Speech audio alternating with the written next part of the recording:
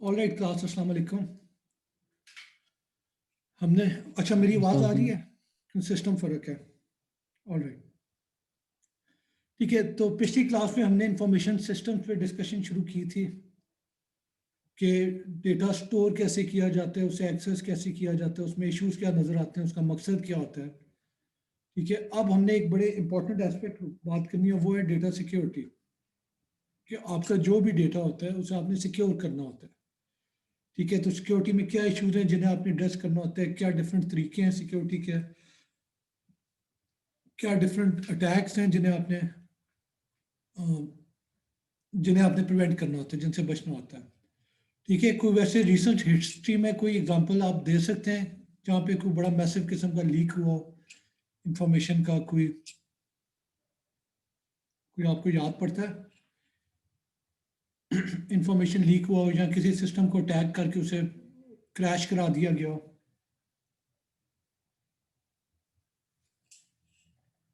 हाँ जी, क्या हो गया यार, खबरें नहीं पढ़ते?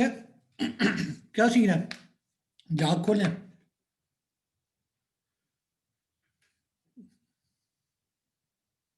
क्या हो गया यार, कोई भी नहीं बोल रहा, किधर है सारी सिस्टम लोग? से मेरा नेटवर्क हाँ जी, सिस्टम मतलब नेटवर्क क्रैश किया हो। यार नेटवर्क पे अटैक किया हो या वैसे कोई इंफॉर्मेशन चोरी कर ली हो या किसी की मशीनें क्रैश करवा दी हो, कोई बड़ा मशहूर कोई अटैक हुआ हो। हाँ जी। नहीं सर, फेसबुक की स्टोरी पता है, जब उसने शुरू में बनाई थी एक अपनी वेबसाइट, तो वो सिस्टम उसने क्रैश किया था हार्वर्ड यूनिवर्सिटी का। अच्छा, अच्छा वो कहानी मैंने नहीं सुनी है, पर खैर ठीक है, हुआ होगा। इसके अलावा कोई एग्जांपल? उन्होंने किया सर क्या था फिर वैसे? क्या क्रैश कराया था? उसने एक फेस मैश के नाम से वेबसाइट बनाई थी मार्क जकरबर्ग ने। ठीक है। और इसमें ट्रैफिक इतनी आ गई थी कि हार्वर्ड का सिस्टम सारा क्या क्रैश हो गया। और उसी से इसे एक आइडिया आया कि जो थे उसने क्या किया था, उसने कॉलेज की जो गर्ल्स थी उन्हें कंपेयर किया था कि कौन सी इनमें से बेहतर है। और सारे उसमें इंटरेस्टेड हो गए थे और आए थे सारे। तो इसी से उसे आइडिया आया कि वो क्यों आए सारे, क्योंकि वो एक दूसरे को जानते थे। तो क्यों ना एक ऐसी वेबसाइट बनाई जाए जिसमें हम एक दूसरे के बारे में जान सकें, उनकी प्रोफाइल क्या है, क्या करते हैं। ठीक है, इसी से ये फेसबुक का आपने, आइडिया आया और ये ठीक है, स्टार्ट हुई। सही है। तो ये आपने एक अच्छा एग्जांपल दिया है। आपने जो बात की है वो बेसिकली होते हैं डिनायल ऑफ सर्विस।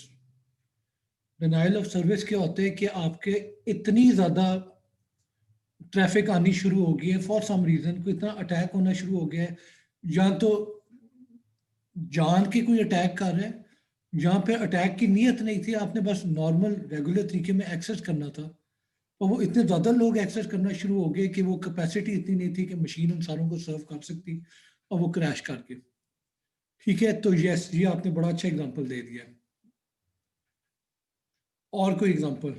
ये बहुत अच्छा एग्जांपल दिया आपने, इसे डिनाइल ऑफ सर्विस कहते हैं। और अगर, हाँ, अगर एक ही जगह से ट्रैफिक आ रही है तो डिनाइल ऑफ सर्विस होगा, और अगर मल्टीपल जगहों से लोग अटैक कर रहे हैं, यानी कोई पाकिस्तान से ट्रैफिक भेजनी शुरू हो जाए और उसने कोऑर्डिनेट किया हुआ है चीन में किसी के साथ, तो वो भी ट्रैफिक भेजनी शुरू हो जाए, उसी टाइम पे कोई रूसी दोस्त है वो भेजना शुरू हो जाए, तो ये डिस्ट्रीब्यूटेड डिनाइल ऑफ सर्विस होता है। कि आप सारों ने आपस में एग्री किया है कि इस टाइम पे हम जो है इस मशीन को रिक्वेस्ट भेजनी शुरू कर देंगे, इतनी ज़्यादा स्पीड पे इतने ज़्यादा लोग भेजेंगे कि वो क्रैश कर जाएगी। और कोई कहानी, कोई एग्जाम्पल?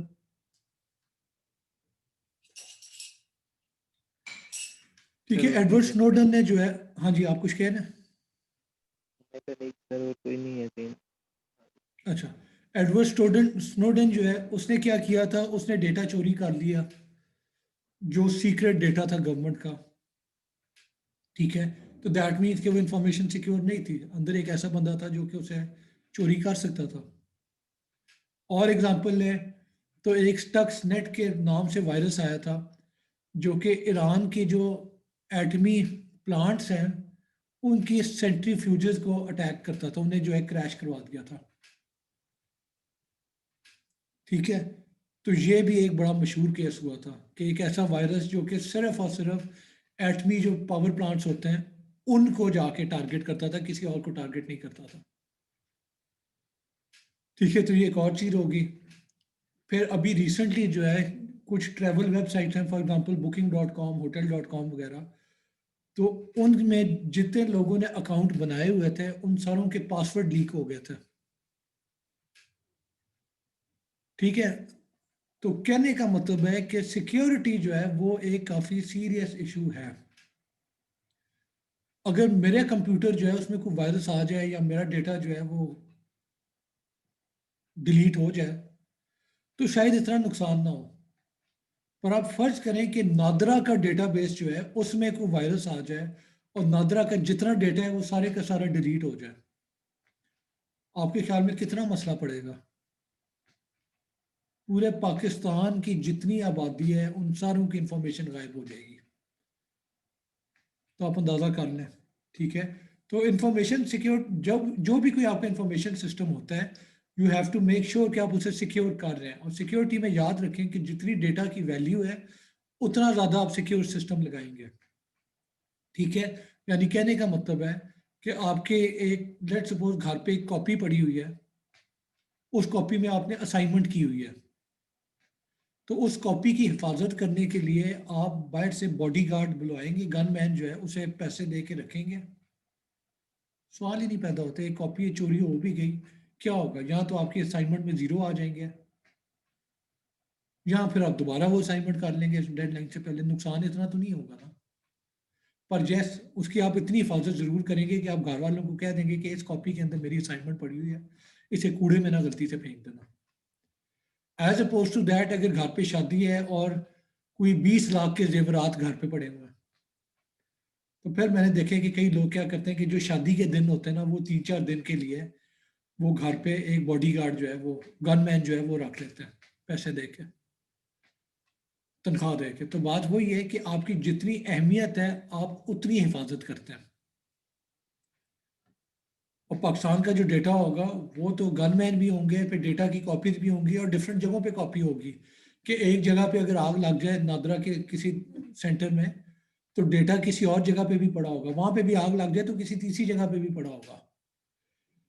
ठीक है, तो ये सारी चीजें जो कि इंफॉर्मेशन सिस्टम में आपको ध्यान रखना पड़ता है। इसके बाद आज डिटेल में जाते हैं। तो आजकल जो कंप्यूटर सिस्टम है वो, उनमें सिक्योरिटी पे काफी ज्यादा काम हुआ है। यानी आज से 30 साल पहले देखें तो आपके पास इतने सिक्योर सिस्टम नहीं होते थे जितने अब हैं। आपके पास फायरवॉल भी बेहतर आ गए हैं, आपके पास एंटीवायरसेस भी बेहतर आ गए हैं, पर उसके बावजूद आप ज्यादा वल्नरेबल हो गए हैं। यानी आपको अब ज्यादा खतरा है। क्यों ज्यादा खतरा? किस वजह से? आज से 30 साल पहले आपको इतना खतरा नहीं था, आज आपको बहुत खतरा है, क्या वजह है? Any ideas? सर जैसे जैसे वो सिक्योरिटी, वो हमारा डाटा बढ़ रहा है या मतलब ऐप्स अच्छी आ रही है, उस हिसाब से वायरस भी मतलब उनसे अच्छे आ रहे हैं। ठीक है, ये मतलब इन्होंने हर बहुत एक अच्छी बात, एक मिनट, हर इन्होंने एक बहुत अच्छी बात की है। उन्होंने कहा है कि अब जो है आपके पास एक तो एप्लीकेशन बहुत ज्यादा हो गई है, ऊपर से डेटा बहुत ज्यादा हो गया है। तो अब बात यह है कि आपके पास सिर्फ एक एप्लीकेशन हो, उसका ध्यान रखना आसान होता है। पर अगर आपके मोबाइल फोन में कोई 50 एप्लीकेशन है जो आपने इंस्टॉल की हुई है, 10 एप्लीकेशन है जो पहले से इंस्टॉल्ड ही आई थी दुकान से, तो उन सारों का ध्यान रखना थोड़ा मुश्किल हो जाता है। उन सारों को मॉनिटर करना कि कौन सी एप्लीकेशन है वो ठीक है, किस एप्लीकेशन के अंदर कोई मसला है। ठीक है, तो जितना ज्यादा डेटा होता है उतने ज्यादा अटैक के चांसेस भी ज्यादा हो जाते हैं, जितना ज्यादा एप्लीकेशन है उतने ज्यादा अटैक के चांसेस भी हो जाते हैं। दूसरा मसला ये है कि पहले इतनी ज्यादा इंटरनेट की कनेक्टिविटी नहीं थी। आपका एक कंप्यूटर है, बस उसके अंदर ही आप बैठे होते थे। अब क्या होता है, आपका एक मोबाइल फोन है, वो आपके कंप्यूटर और राउटर के साथ कनेक्टेड है, कंप्यूटर जो है वो किसी और के साथ कनेक्टेड है। आप शायद किसी दोस्त के साथ कनेक्ट करके कोई फाइल एक्सचेंज कर रहे हो, शायद आप किसी टॉरेंट के साथ कनेक्ट करके फाइल डाउनलोड कर रहे हो। आपको नहीं पता कि किससे आप फाइल ले रहे हैं, पर आप रेट ले रहे हैं। ठीक है, फिर आपने कोई क्लाउड है, क्लाउड पे आपने अपना इंफॉर्मेशन रखी हुई है, आपको नहीं पता वो क्लाउड सेफ है कि नहीं। तो आपकी जो अटैक की जगह हैं वो ज्यादा बढ़ गई हैं। पहले एक ही जगह पे अटैक होना होता था और एक ही तरीके से। अब जो है आपके पास इम्कानात, आपके पास मौके बहुत ज्यादा हैं हमला होने के। ठीक है, यानी आप ये समझ लें कि आपके घर का सिर्फ एक दरवाजा है, तो आप उस दरवाजे के ऊपर चौकीदार बैठा दें तो आप सेफ हैं। पर अगर आपके घर के 10 दरवाजे हैं तो फिर you have to make sure कि 10 के 10 दरवाजों के सामने आपने चौकीदार बिठाया हो। और अगर कोई खिड़की है जिसका शीशा थोड़ा टूटा हुआ है और वहां पे आप किसी को बिठाना भूल गए हैं तो वहीं से चोर दाखिल हो जाएगा। तो बात ये कि जितनी ज्यादा जगह होती हैं जहां से हमला किया जा सकता है उतना ज्यादा आप वल्नरेबल हो जाते हैं। ठीक है, तो आजकल एक तो इंटरनेट के साथ बहुत ज्यादा कनेक्टिविटी है, फिर यूएसबी, आप काम कर रहे हो कि दोस्त आके कहते हैं यूएसबी में फाइल पड़ी है इसे प्रिंट कर दो, तो आपको नहीं पता यूएसबी से आपका कंप्यूटर में वायरस आ जाएगा। ठीक है, तो आप इस लिहाज से ज्यादा कमजोर हो गए आजकल। अब एक और एग्जांपल ले लें, आप व्हाट्सएप पे अपने दोस्तों को मैसेज करते हैं। अब आपको क्या पता है कि व्हाट्सएप का मैसेज सिर्फ आप ही पढ़ सकते हैं या कंपनी जो है वो आपका एक एक मैसेज पढ़ सकती है। आपको पता है आजकल उन्होंने प्राइवेसी के कोई रूल चेंज किए हैं, तो काफी लोग जो है वो व्हाट्सएप छोड़ के सिग्नल पे जाना शुरू हो गए। एक नई एप्लीकेशन है, क्या वजह है? क्योंकि व्हाट्सएप ने सर कह वो दिया कि हम आपकी व्हाट्सएप पे इंफॉर्मेशन को इनक्रिप्टेड एक्सेस कर इनक्रिप्टेड सकते हैं। हाँ जी, मैंने कहा सर वो व्हाट्सएप पे तो आता है कि आपकी चैट इनक्रिप्टेड है मतलब इस पर्सन के साथ, तो व्हाट्सएप वाले खुद कहते हैं कि हमें भी अगर कोई आपकी ये चैट हैक करता है तो उसको कुछ और ही फाइल शो होती है, मतलब मैसेज प्रॉपर शो नहीं होते, और व्हाट्सएप वाले खुद भी कहते हैं कि हम भी खुद आपके मैसेज भी नहीं देख सकते क्योंकि इनक्रिप्टेड होते हैं। यार आई थिंक हाँ। रिसेंटली उन्होंने एक पॉलिसी चेंज की है कि अब वो खुद देख सकते हैं, कोई और शायद नहीं देख सकता। सर वो अभी उन्होंने दोबारा चेंज किया, आपने नई अपडेट शायद नहीं में देखी? दोबारा चेंज कर दिया, हाँ वो मैंने देखी है। पर उसमें भी मैं आपको एक जवाब दे दूं, एक बात क्लास याद रखें, चाहे कोई कंपनी कहे कि आपको हमने सिक्योर किया है, हम आपके मैसेज नहीं देखते हैं, वो सारे देख सकते हैं और वो देख रहे होते हैं। ठीक है, ये बात याद रखें, अगर डेटा आपका नेट के ऊपर पड़ा हुआ है तो कोई गारंटी नहीं है कि वो प्राइवेट है, कोई गारंटी नहीं कि वो सेफ है। ठीक है, आपने तो नहीं डेटा सुना कि आपका क्लाउड के ऊपर कंपनीज ने अपना डेटा रखा हुआ था कस्टमर्स का, यानी आपका चैट डेटा, आपका वीडियो चैट है, आपकी फोटोज हैं, और वो उन्होंने तो लीक नहीं किया पर किसी और ने क्लाउड पे अटैक करके वो डेटा चोरी कर लिया। समझ आइए, अब मेरा पासवर्ड पड़ा हुआ है किसी वेबसाइट पे और पीछे जो hotel.com booking.com वगैरह साइट्स हैक हुई थी, तो सारे के सारे पासवर्ड लीक हुए थे। वो कंपनी ने लीक नहीं किए थे, जिसने अटैक किया था उसने लीक किए थे। ठीक है, तो कहने का मतलब है कि एक बात तो ये है कि कंपनी जो है वो आपका डेटा एक्सेस कर सकती है जब चाहे, चोरी छुपे या बता के। ठीक है, और अगर वो नहीं भी करती तो फिर भी आपका अगर डेटा नेट पे पड़ा हुआ है तो इसका मतलब है कि चोरी होने के इम्कानात हैं। तो इसीलिए मैं लोगों को हमेशा मशवरा देता हूं कि आप, पहली बात तो ये है कि व्हाट्सएप वगैरह पे कोई ऐसी चीज ना अपलोड करें जो कि आपको फंसा सकती हो, कोई ऐसी बात ना करें जो कि लीक हो तो आप पकड़े जाएं, कभी ऐसी बात ना करें। ठीक है, क्योंकि वो कभी भी सिक्योर नहीं होता। और सर जो हम मोबाइल ठीक में है, जो और XBL, एक मिनट, मुसब ने सवाल किया यार, मुसब आप क्या पूछना चाह रहे हैं? सर जो हम मोबाइल में जो हम जो ऐप चलाते, ऐप इस्तेमाल करते हैं, जैसे SBL हो गया, इजी पैसा, जैज़ कैश, हम इनमें भी तो वो अपना पासवर्ड अकाउंट्स वगैरह लगाते हैं। सर ये भी नहीं मतलब सिक्योर है? यार गारंटी किसी चीज की नहीं है। ठीक है, बहुत से लोग हैं जो कि ई बैंकिंग इस्तेमाल ही नहीं करते। मैं जो हूँ ऑनलाइन बैंकिंग इस्तेमाल ही नहीं करता, क्योंकि उसमें जो है वो बहुत ज़्यादा चांस होते हैं फ्रॉड का, या कोई और आपके अकाउंट को हाईजैक कर ले। ठीक है, कुछ लोग क्या करते हैं, वो कहते हैं कि ठीक है यार, हमने अगर बिल ऑनलाइन ही देना है, अपने बैंक अकाउंट को इस्तेमाल करना है, तो वो क्या करते हैं कि एक बैंक अकाउंट अपना प्रॉपर रखते हैं, उसके अलावा किसी और बैंक में वो एक अलग अकाउंट खोल लेते हैं जिसमें उन्होंने बस कुछ हजार रुपए ही रखे होते हैं। इतने हजार रुपए होते हैं कि वो बस उनका जो बिल वगैरह पे करना है वो हो जाए, उससे ज्यादा पैसे नहीं रखते, ताकि अगर बैंक अगर चोरी हो भी जाए उनके बैंक में, उनका अकाउंट हाईजैक हो भी जाए, तो वो इतना कम नुकसान होगा कि उन्हें तकलीफ नहीं होगी। और अगर किसी ने करोड़ों रुपए रखे हुए किसी अकाउंट में, तो इस तरह के लोग यूजुअली फिर ऑनलाइन बैंकिंग नहीं इस्तेमाल करते। तो ये बात याद रखना कि ऑनलाइन बैंकिंग आपकी सिक्योर नहीं होती, गारंटी नहीं है कि आप सेफ हैं, कुछ भी हो सकता है। ठीक है, और ये अटैक होते रहते हैं। और दूसरी बात ये कि आपका अगर लैपटॉप है घर पे, जहाँ आपका मोबाइल फोन है जिसके ऊपर कैमरा लगा हुआ है, तो एक अक्लमंदी होती है, और ये मैं मजाक नहीं कर रहा, ये मैं आपको एक नसीहत कर रहा हूँ कि एक अक्लमंदी होती है कि उस कैमरे के ऊपर जो है ना कोई टेप लगा लिया करें। क्यों? क्योंकि आपका एक अटैक होता है, और ये इतना मुश्किल नहीं है, ये बहुत आसान अटैक है। उसमें क्या होता है कि आप किसी वेब पेज को एक्सेस कर रहे होंगे ना, तो आपको पता भी नहीं चलेगा, और वो आपके कैमरे को ऑन करके आपकी रिकॉर्डिंग करना शुरू हो जाएगा।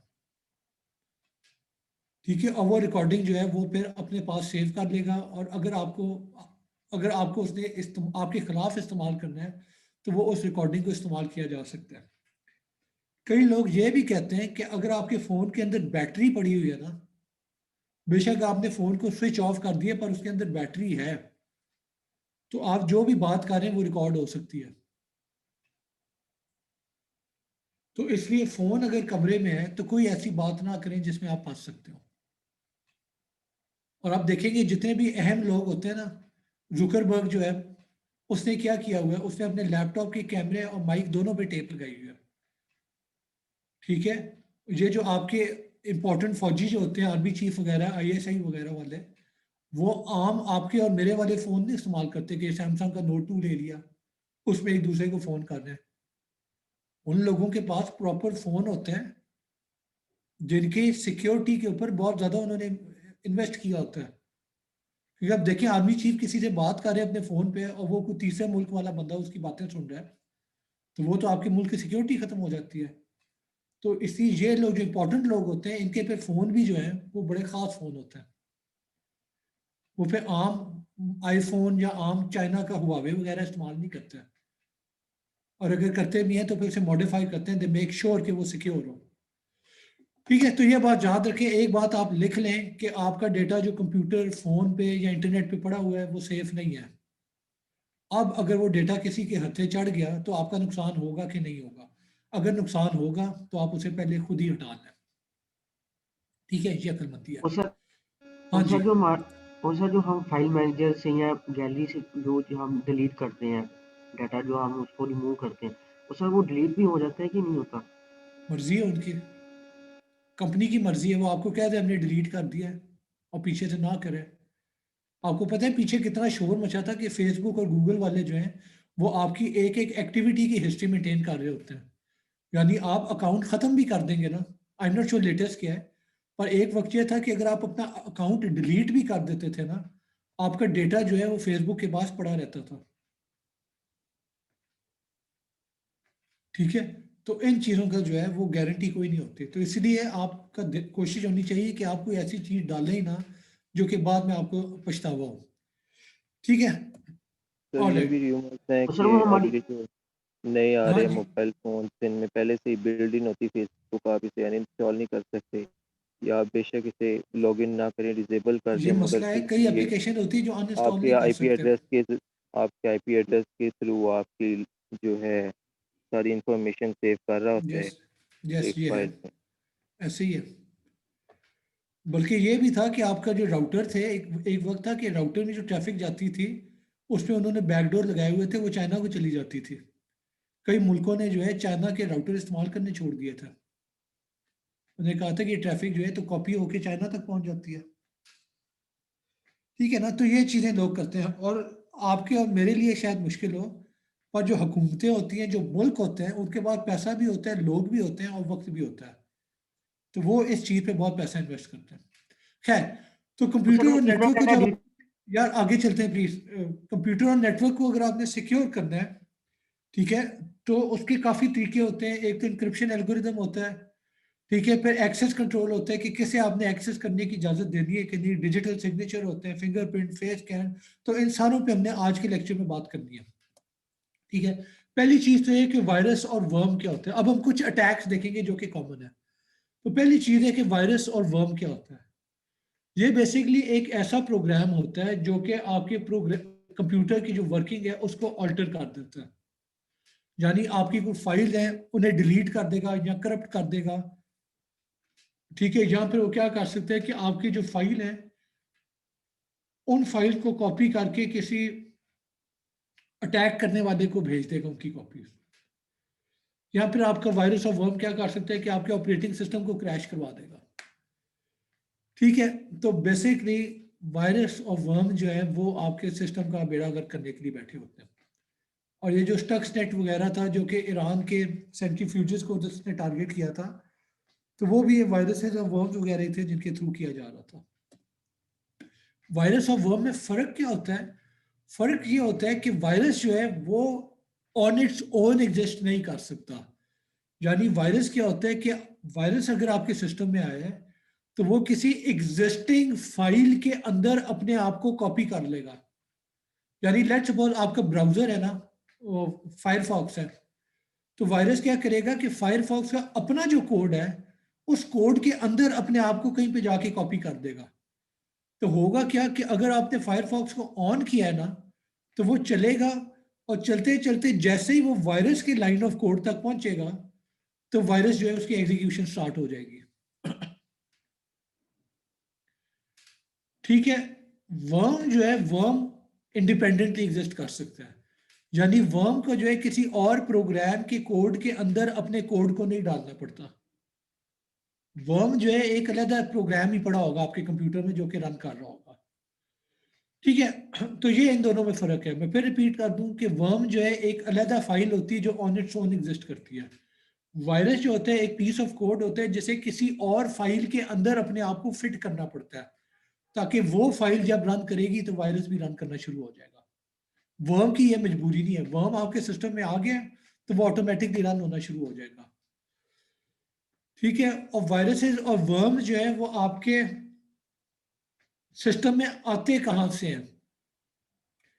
ठीक है, काफ़ी तरीके होते हैं। जहाँ तो इंटरनेट से आ जाएगा कि आपने कनेक्ट किया है तो जो ट्रैफिक आ रही है उसके अंदर कुछ पैकेट आ जाएंगे जो कि वायरस वाले होंगे। जहाँ फिर क्या होता है कि आपने कोई यूएसबी लगाई है तो यूएसबी से आप फाइल कॉपी कर रहे थे तो यूएसबी में वायरस भी पड़ा हुआ था, वो भी साथ ही कॉपी हो गया। ठीक है। पर एक और जो तरीका होता है वो ट्रोजन का होता है।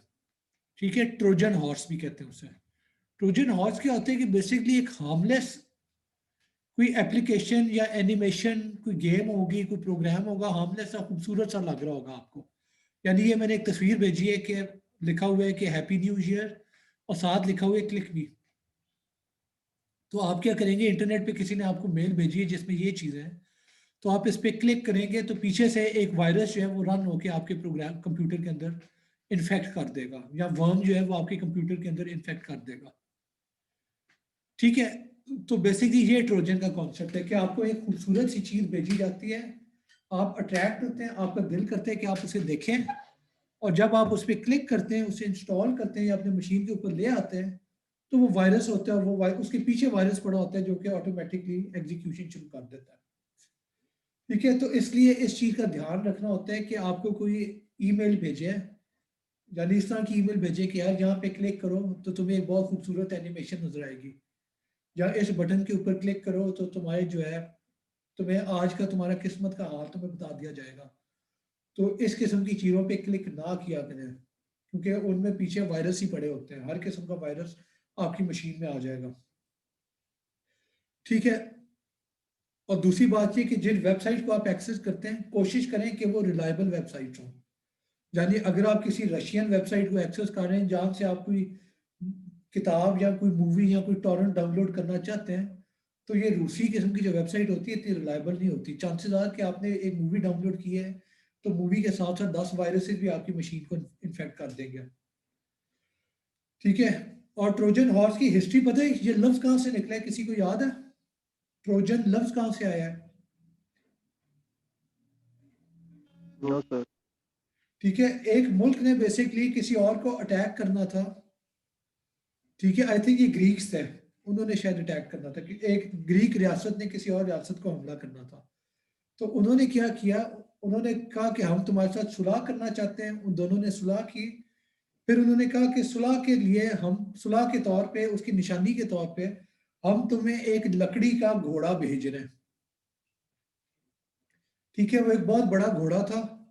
तो जब घोड़ा उन्होंने भेजा तो जो जिनको भेजा था उन्होंने अपने शहर के सारे दरवाजे खोल दिए। उन्होंने कहा कि ठीक है तोहफा है, इस तोहफे को शहर के अंदर लेके आओ। तो उस लकड़ी के घोड़े को वो अंदर लेके आ गए। पर इन रियलिटी क्या था, उस घोड़े के अंदर जो है उन्होंने बहुत ज्यादा फौजी बंद किए हुए थे। तो जैसे ही घोड़ा शहर के अंदर आया, ठीक है, वो फौजी उस घोड़े में से बाहर निकले और उन्होंने जो है कब्जा कर लिया शहर पे। तो ये बेसिकली ट्रोजन का कॉन्सेप्ट होता है कि आपको एक हार्मलेस लुकिंग खूबसूरत सी चीज लगती है, पर उसके अंदर जो है बड़ी खतरनाक चीज जो है वो बंद होती है, पिन्हा होती है, छुपी होती है। ठीक है, तो ये कॉन्सेप्ट है वायरसेस, वर्म्स और ट्रोजन्स का। अगला कॉन्सेप्ट है स्पाईवेयर का। तो क्लास स्पाईवेयर क्या होता है? किसी को पता है स्पाईवेयर क्या है? बताएं मुझे। हाँ जी, स्पाईवेयर क्या है? जो एजेंसी वगैरह से जो हमारा जो डाटा चोरी करते हैं। यार लाजमी नहीं कि एजेंसी डेटा चोरी कर रही हो, कोई भी डेटा चोरी कर सकता है। मैं भी आपका डेटा चोरी कर सकता हूँ, आप मेरा डेटा चोरी कर सकते हैं अगर करना चाहें। स्पाईवेयर बेसिकली एक ऐसी चीज होती है जो कि आपकी मर्जी के बगैर आपकी इंफॉर्मेशन गैदर करके किसी और को दे देती है। आपके ख्याल में इस इंफॉर्मेशन में क्या क्या आ सकता है, क्या गैदर कर सकती है, बताएं, एग्जांपल दें, सब कुछ।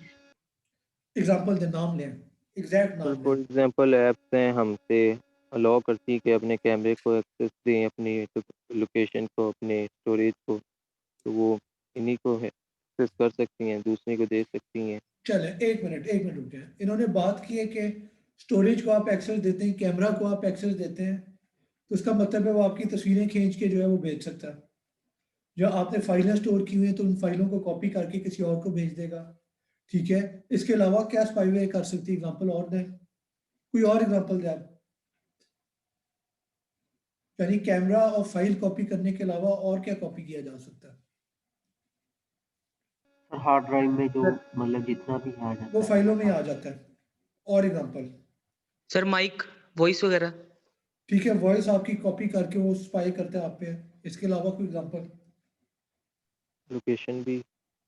लोकेशन, आप किस जगह पे फिर रहे हैं, कहाँ पे जाते हैं, कहाँ पे बैठते हैं, वो सारी इंफॉर्मेशन। और क्या हो सकता है? सर वो तकरीबन पूरी डिवाइस पे एक्सेस पा लेता है। नहीं, वो बात सही है, पूरी डिवाइस पे। मैं वैसे एग्जांपल ले रहा हूँ कि और क्या क्या एग्जांपल हो सकता है। यानी आपने कैमरा कह दिया, लोकेशन कह दी, माइक कह दिया, फाइलें कह दी, और कुछ? ठीक है, चलें फिर। इंफॉर्मेशन में आपका वेब ब्राउजिंग डिटेल्स आ सकती हैं कि आपने किन किन पेजेस को एक्सेस किया है, वो सारी इंफॉर्मेशन भेज देगा किसी और को। फोटोज आ गई, डॉक्यूमेंट्स आ गई, फिर आपने कौन कौन सी कीज प्रेस की हैं। अब मुझे एक बात बताएं, अगर मैं आपके कंप्यूटर पे आपने जो कीज प्रेस की हैं उन सारा का यानी कीबोर्ड पे आप क्या बटन दबाते हैं, तो उस सारे का रिकॉर्ड अगर मेरे पास आ जाए तो आपको कोई खतरा होगा? क्या खतरा होगा, बताएं। सब कुछ ही हो जाएगा। ये तो सर सर एक ऐप भी पासवर्ड। है इसके अंदर। सर इसकी एक ऐप भी आ गई हुई है जिससे वो हम जो भी प्रेस करते हैं वो सेव हो जाता है हिस्ट्री में और उसे हम देख सकते हैं। ठीक है, तो बेसिकली जो भी बटन दबाएंगे, किसी पीछे मुझे किसी की आवाज आई थी, किसी ने पासवर्ड कहा था। ये तो सर देखिए पासवर्ड। क्लास, आप जो है पासवर्ड भी अपना टाइप करते हैं, यूजर नेम भी टाइप करते हैं। अगर आपने ऑनलाइन कोई चीज वेबसाइट पे कुछ खरीदना है तो अपनी क्रेडिट कार्ड इंफॉर्मेशन आप वहां पे डालते हैं। ठीक है, तो जो भी आप बटन दबा रहे हैं उन बटन का रिकॉर्ड अगर मेरे पास आ गया तो मुझे पता लग जाएगा कि आपका यूजर नेम क्या है, पासवर्ड क्या है, क्रेडिट कार्ड इंफॉर्मेशन क्या है। कोई और चीज है तो वो भी मुझे पता लग जाएगी। सर तो क्रेडिट कार्ड आपकी, जो हम हाँ जी, सर क्रेडिट कार्ड जब हम बैंक में जाके यूज करते हैं या एटीएम में जाके यूज हाँ। करते हैं, सर ये भी सिक्योर होता है कि नहीं? यार वो आपने खबरें नहीं सुनी कि चीनी लोगों का गैंग पकड़ा गया? वो एटीएम के ऊपर अपना एक डिवाइस लगा लेते थे जिससे आपकी सारी कार्ड की इंफॉर्मेशन चीन पहुंच जाती थी।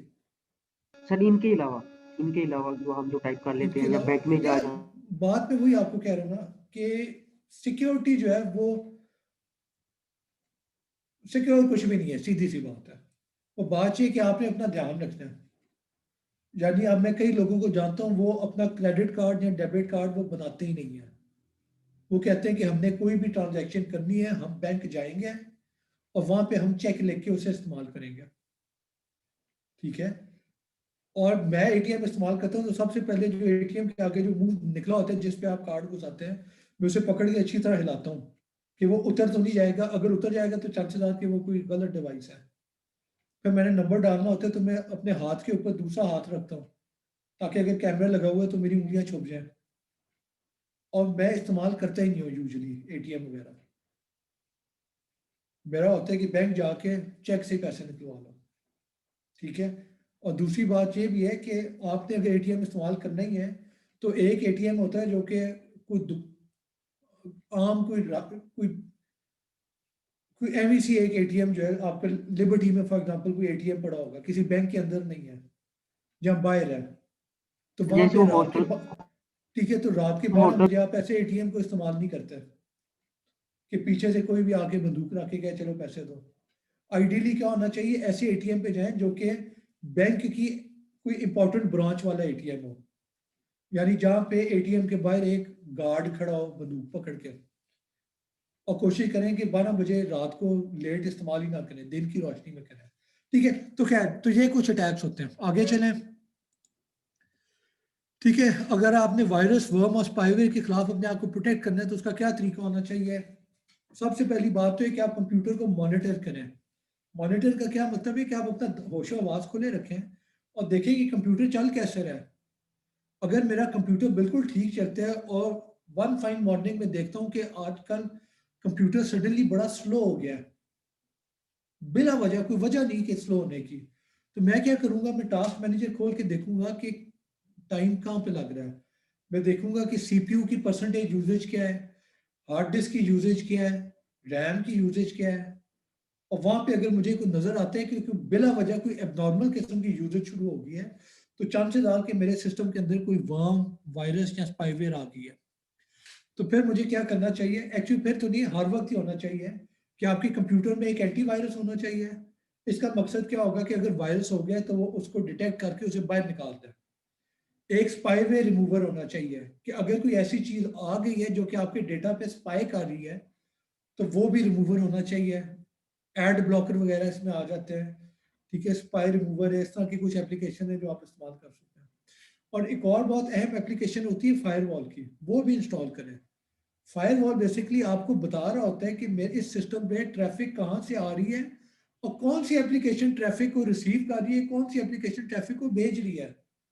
तो वहां पे अगर आपको कोई ऐसा नाम नजर आ जाता है जो कि आपको ठीक नहीं लग रहा, तो आपको फौरन समझ आ जाएगी कि ये कोई आपका डेटा भेज रहा है बाहर। तो आप फायरवॉल को बता सकते हैं कि इस एप्लीकेशन के डेटा को बाहर नहीं भेजना, इसे ब्लॉक कर दो, और आप उसे खुद रिमूव भी कर सकते हैं, ठीक है। इन पे एग्जांपल आ जाता है, जोन अलार्म एक जमाने में था, आई एम नॉट श्योर आजकल है कि नहीं।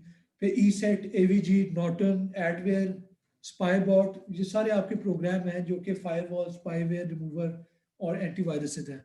और अब तो विंडोज का अपना एंटीवायरस है, वो भी बहुत अच्छा हो चुका हुआ है, ठीक है। और एक और अक्लमंदी होती है कि अगर आपको कोई प्रोसेस नजर आ रही है जो कि बहुत ज्यादा सीपीयू, रैम या डिस्क इस्तेमाल कर रही है, तो जल्दी से आप गूगल पे उस प्रोसेस का नाम लिख दें। तो होगा क्या कि अगर वो प्रोसेस वायरस वाली है ना, तो चांसेस आर कि गूगल आपको बता देगा कि ये प्रोसेस जो है ये किसी वायरस का हिस्सा है। तो फिर आप गूगल से ही चेक कर सकते हैं कि इस वायरस को रिमूव कैसे करना है, ठीक है। क्योंकि गूगल, अब तो यार जमाना ऐसा आ गया कि हर इंफॉर्मेशन गूगल पे पड़ी होती है। पुराने जमाने में वायरस ढूंढने मुश्किल होते थे, अब अगर आपके सिस्टम में कोई ऐसा नाम आ गया है प्रोसेस में जो कि पहचाना नहीं जा रहा, आप गूगल पे लिख दें, वो आपको बता देगा कि ये प्रोसेस सेफ है कि नहीं, किस लिए इस्तेमाल होती है और ये किसने बनाई हुई है। ये सारी इंफॉर्मेशन आपको जो है डिटेल मिल जाती है। बल्कि अभी आप कर सकते हैं कि टास्क मैनेजर खोल के आप अपनी मर्जी की कोई प्रोसेस देखें और फिर गूगल पे सर्च करें कि इसका नाम कि ये क्या करता है, वो आपको बता देगा, ठीक है। और अटैक्स होते हैं फिशिंग अटैक। फिशिंग में क्या होता है कि फॉर एग्जांपल कोई फेक वेब पेज बना देगा। ये बाय द वे मेरे एक दोस्त ने मेरे साथ किया था बहुत पहले, जब मैं बीएससी के पहले सेमेस्टर में था। उसने मुझे एक मेल भेजी जिसके अंदर हॉटमेल का पेज बना हुआ था, और उससे कहा कि हॉटमेल का यहाँ पे आप अपना एड्रेस डाल के लॉगिन करें ताकि आपको अपनी मेल नजर आए, और उसमें एक मेल है जो कि बड़ी फैंसी किस्म की एनिमेशन है। तो हुआ क्या, वो मैंने डाल के जैसे ही एंटर किया ना, मेरा सारा यूजर नेम और पासवर्ड जो था ना वो मेरे दोस्त तक पहुंच गया, ठीक है। और फिर उसने जो है वो फिर चेंज कर दिया सारा। फिर मुझे कुछ समझ नहीं आ रही, अगले दिन मेरी ईमेल नहीं एक्सेस हो रही, तो मैं लैब में गया, उसने मेरी तरफ देखा, ऊंचा ऊंचा हंसना शुरू कर दिया। मुझे समझ आ गया इसने कोई हरकत किया है, क्योंकि मेल उसकी ने भेजी थी। तो खैर वो दोस्त था, दोस्त ने तो मसला कुछ नहीं किया। पर ये मैं आपको सीरियसली बता रहा हूँ कि आप लोगों को पता नहीं होता और आप ये गलती कर सकते हैं। तो इस चीज को फिशिंग कहते हैं कि कोई फेक आपको, फिशिंग भी कहते हैं, फार्मिंग भी कह सकते हैं, कि आपको कोई फेक पेज नजर आ जाएगा जिसमें आप अपनी इंफॉर्मेशन डालेंगे और वो किसी और को पहुंच जाएगी। एक और चीज क्या होती है, एक अटैक क्या होता है, वो होता है कि किसी इंसान की के पास एक एटीएम कार्ड है और उस क्रेडिट कार्ड है, एटीएम कार्ड है, उसने अपनी बीवी को भी दिया हुआ है। ठीक है, तो ये भी केस मैंने अखबार में ये आर्टिकल को पढ़ रहा था कि किसी औरत का जो है ना, वो उसका बटवा वो जो होता है, हैंडबैग जो होता है, वो कहीं भूल आई और उसके अंदर उसकी क्रेडिट कार्ड और डेबिट कार्ड वगैरह पड़े हुए थे और उसका फोन भी था और फोन में उस औरत के मियाँ का नंबर भी था और नाम भी था। तो जिसने चोरी किया था उसने क्या किया, उसने उस नंबर पे एसएमएस किया और मैसेज किया कि मैं एटीएम यूज करना चाहती हूँ, मुझे वो अपना जो पिन नंबर है वो भूल गया, तो जल्दी से मुझे मैसेज कर दें। ठीक है, अब कोई भी शख्स होगा वो यूजली क्या होगा, वो करेगा कि हाँ मैं बिजी हूँ, वो एसएमएस का जवाब एसएमएस से दे देगा। तो अगर उस बंदे ने एसएमएस पे पिन नंबर दे दिया होता तो वो सारा उसके पैसे जो है वो चोरी हो जाने थे। तो उस बंदे ने ऐसे नहीं किया, उसने पहले फोन किया कंफर्म करने के लिए कि उसकी बीवी ने ही मैसेज किया है कि उसका फोन चोरी हो गया, और आगे से बीवी नहीं थी तो वो समझ गया कि फोन चोरी हो गया।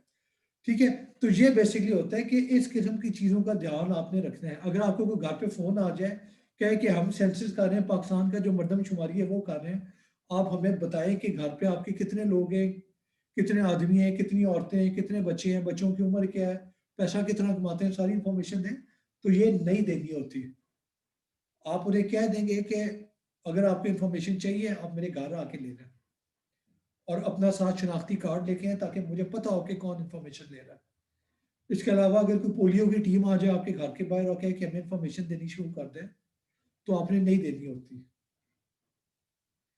ठीक है, ये डेंगू वाले लोग आ जाते हैं, डेंगू का नाम लेके वो आपका घर साफ कर देते हैं।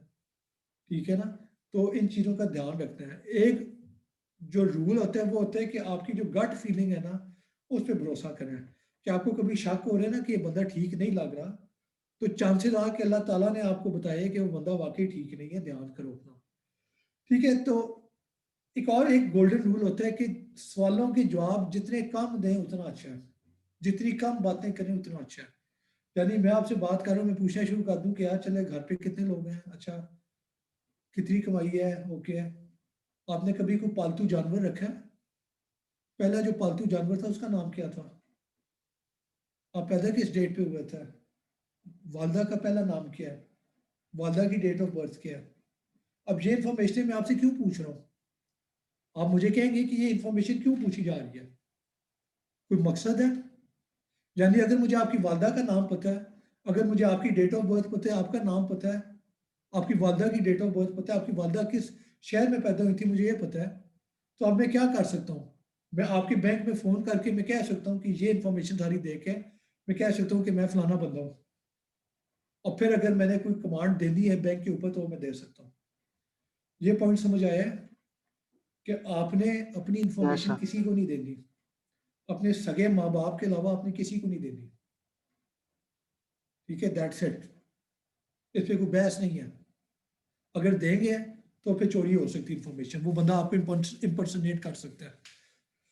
ठीक है, आगे चले। यहाँ पे एक और एग्जांपल है ना, चलो उस पर बाद में आएंगे।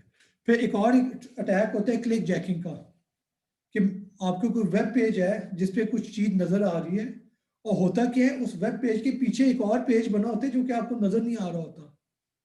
तो आप किसी बटन को क्लिक करेंगे तो इन रियलिटी उसके पीछे एक और बटन छुपा हुआ था, वो भी क्लिक हो जाएगा। और वो क्लिक होने का क्या मतलब है कि आप जो चीज नहीं करना चाहते वो हो जाएगी। फॉर एग्जाम्पल आपका कैमरा ऑन हो जाएगा। ठीक है, तो ये क्लिक जैकिंग होती है कि आपने एक ऐसी चीज पे क्लिक कराया है जिसके पीछे एक और चीज थी जो कि छुपी हुई थी, आपको नजर नहीं आ रही थी। तो वो भी खतरनाक हो सकता है। आप अपना पासवर्ड भेज सकते हैं, अपना कैमरा ऑन करवा सकते हैं इस तरीके से। फिर तो स्पूफिंग पता होती कैसे है। चलेगा कि सर पता कैसे चलेगा कि इसके पीछे है ये या नहीं? अच्छी वेबसाइट पे जाएं, अच्छी वेबसाइट पे जाएं। अच्छी वेबसाइट जो है वो इस चीज का ध्यान रखती है। अगर किसी गुमनाम सी वेबसाइट पे जाएंगे तो वहां पे फिर ये मसले आ सकते हैं। खैर, स्पूफिंग पे आ जाएं। इसके और भी तरीके होते हैं, मैं उसकी डिटेल में अभी नहीं जानना चाहता, लेट्स इग्नोर दैट, वो पे बहुत लंबा हो जाएगा। फिर एक और अटैक होता है स्पूफिंग का। स्पूफिंग में क्या होता है कि लेट्स सपोज मैंने आपको एक ईमेल भेजी है और उस ईमेल में जो सोर्स ईमेल एड्रेस है वो मैंने अपना नहीं लिखा, वो मैंने अपने किसी और स्टूडेंट का लिख दिया है, और उस ईमेल में मैंने धमकियां और कत्ल की धमकियां और चोरी डाकू की धमकियां दे दी हैं। तो अब क्या होगा, आप चेक करेंगे कि ईमेल आई कहाँ से है, और वहां पे जो एड्रेस लिखा होगा वो मेरा नहीं होगा, किसी और स्टूडेंट का होगा। तो फंसेगा कौन, वो स्टूडेंट बेचारा फंस जाएगा। तो इस चीज को स्पूफिंग कहते हैं कि आप अपने नाम की बजाय किसी और का नाम शो करते हैं, तो लगे कि ये किसी और की तरफ से मैसेज आया है या डेटा आया है या इंफॉर्मेशन आई है। और बाय द वे इतना मुश्किल नहीं होता, स्पूफिंग मैंने की हुई है। यानी एक ईमेल सर्वर आप सेटअप करें और उस सर्वर में जो सोर्स नाम है वो आप अपनी तरफ से नाम डाल सकते हैं, किसी का भी डाल सकते हैं। तो वो जो है वो चेक नहीं होता, वो फिर लगता है कि उसकी तरफ से ईमेल आई है। ठीक है, और ये बड़ी खतरनाक चीज़ है। तो इसीलिए होता है कि आपको कभी मैसेज आए और आपको लगे कि ये बड़ा खतरनाक मैसेज है, तो फौरन शक ना कर लेना कि किसने भेजे। ये भी हो सकता है कि उस बेचारे को कोई फंसाने की कोशिश कर रहा हो। ठीक है, फिर रैंसमवेयर आजकल बहुत कॉमन हो गई है कि आपके, और ये मेरे किसी स्टूडेंट ने भी मुझे बताया था कि उसके साथ भी हुआ है कि उसके कंप्यूटर में कोई ऐसा प्रोग्राम आ गया, वायरस आ गया, जिसने उसकी सारी फाइलों को इनक्रिप्ट कर दिया और साथ मैसेज दे दिया कि अगर आपको ये फाइलें वापस डिक्रिप्ट, इनक्रिप्ट अभी बाद में बताते हैं कि क्या होता है। यानी उसने फाइलों के टेक्स्ट को जो है जंबल अप कर दिया, चेंज कर दिया, और उस प्रोग्राम ने कहा कि इतने पैसे हमें दे दो तो हम इन फाइलों को दोबारा से ठीक कर देंगे, वरना जो भूल जाओ इन फाइलों को। तो आम बंदे को तो शायद इतना नुकसान ना हो, पर जब कोई $1 मिलियन कंपनी है और उनका डेटा जो है वो इस तरीके से इनक्रिप्ट हो जाए, तो वो फिर काफ़ी ज़्यादा नुकसान हो सकता है। फिर एक और चीज़ होती है स्टीलिंग, गैसिंग और इंटरसेप्टिंग पासवर्ड। ये भी मैंने ट्राई किया हुआ है किसी के साथ, यानी कॉन्सेप्ट बता के उसका कॉन्सेप्ट चेक करने के लिए ना। वो क्या था कि मैंने, ये आज से काफ़ी, आई थिंक 8 साल पहले की बात है, मैं उसके अकाउंट गूगल जीमेल खोला, मैंने उसका यूजर नेम डाल, उसका ईमेल एड्रेस डाला, और नीचे मैंने क्लिक कर दिया फॉरगॉट पासवर्ड। तो उसका जो है एक सवाल आ गया, सीक्रेट क्वेश्चन। वो क्या था कि इसके बेस्ट फ्रेंड का, मेरे बेस्ट फ्रेंड का नाम क्या है। तो मुझे पता था कि वो किसके साथ हर वक्त बैठा रहता है, तो मैंने उसका नाम डाल दिया, सीक्रेट क्वेश्चन का वही जवाब था। ठीक है, तो यहाँ इस चीज को by the way social engineering कहते हैं। तो यही मैं कह रहा था, मैंने अभी पीछे आपसे बात की थी ना कि मैं आपसे सवाल करता हूँ कि आपका आपने घर पे पालतू जानवर रखा है, उसका नाम क्या है, आपकी वालदा का किस शहर में पैदा हुई थी।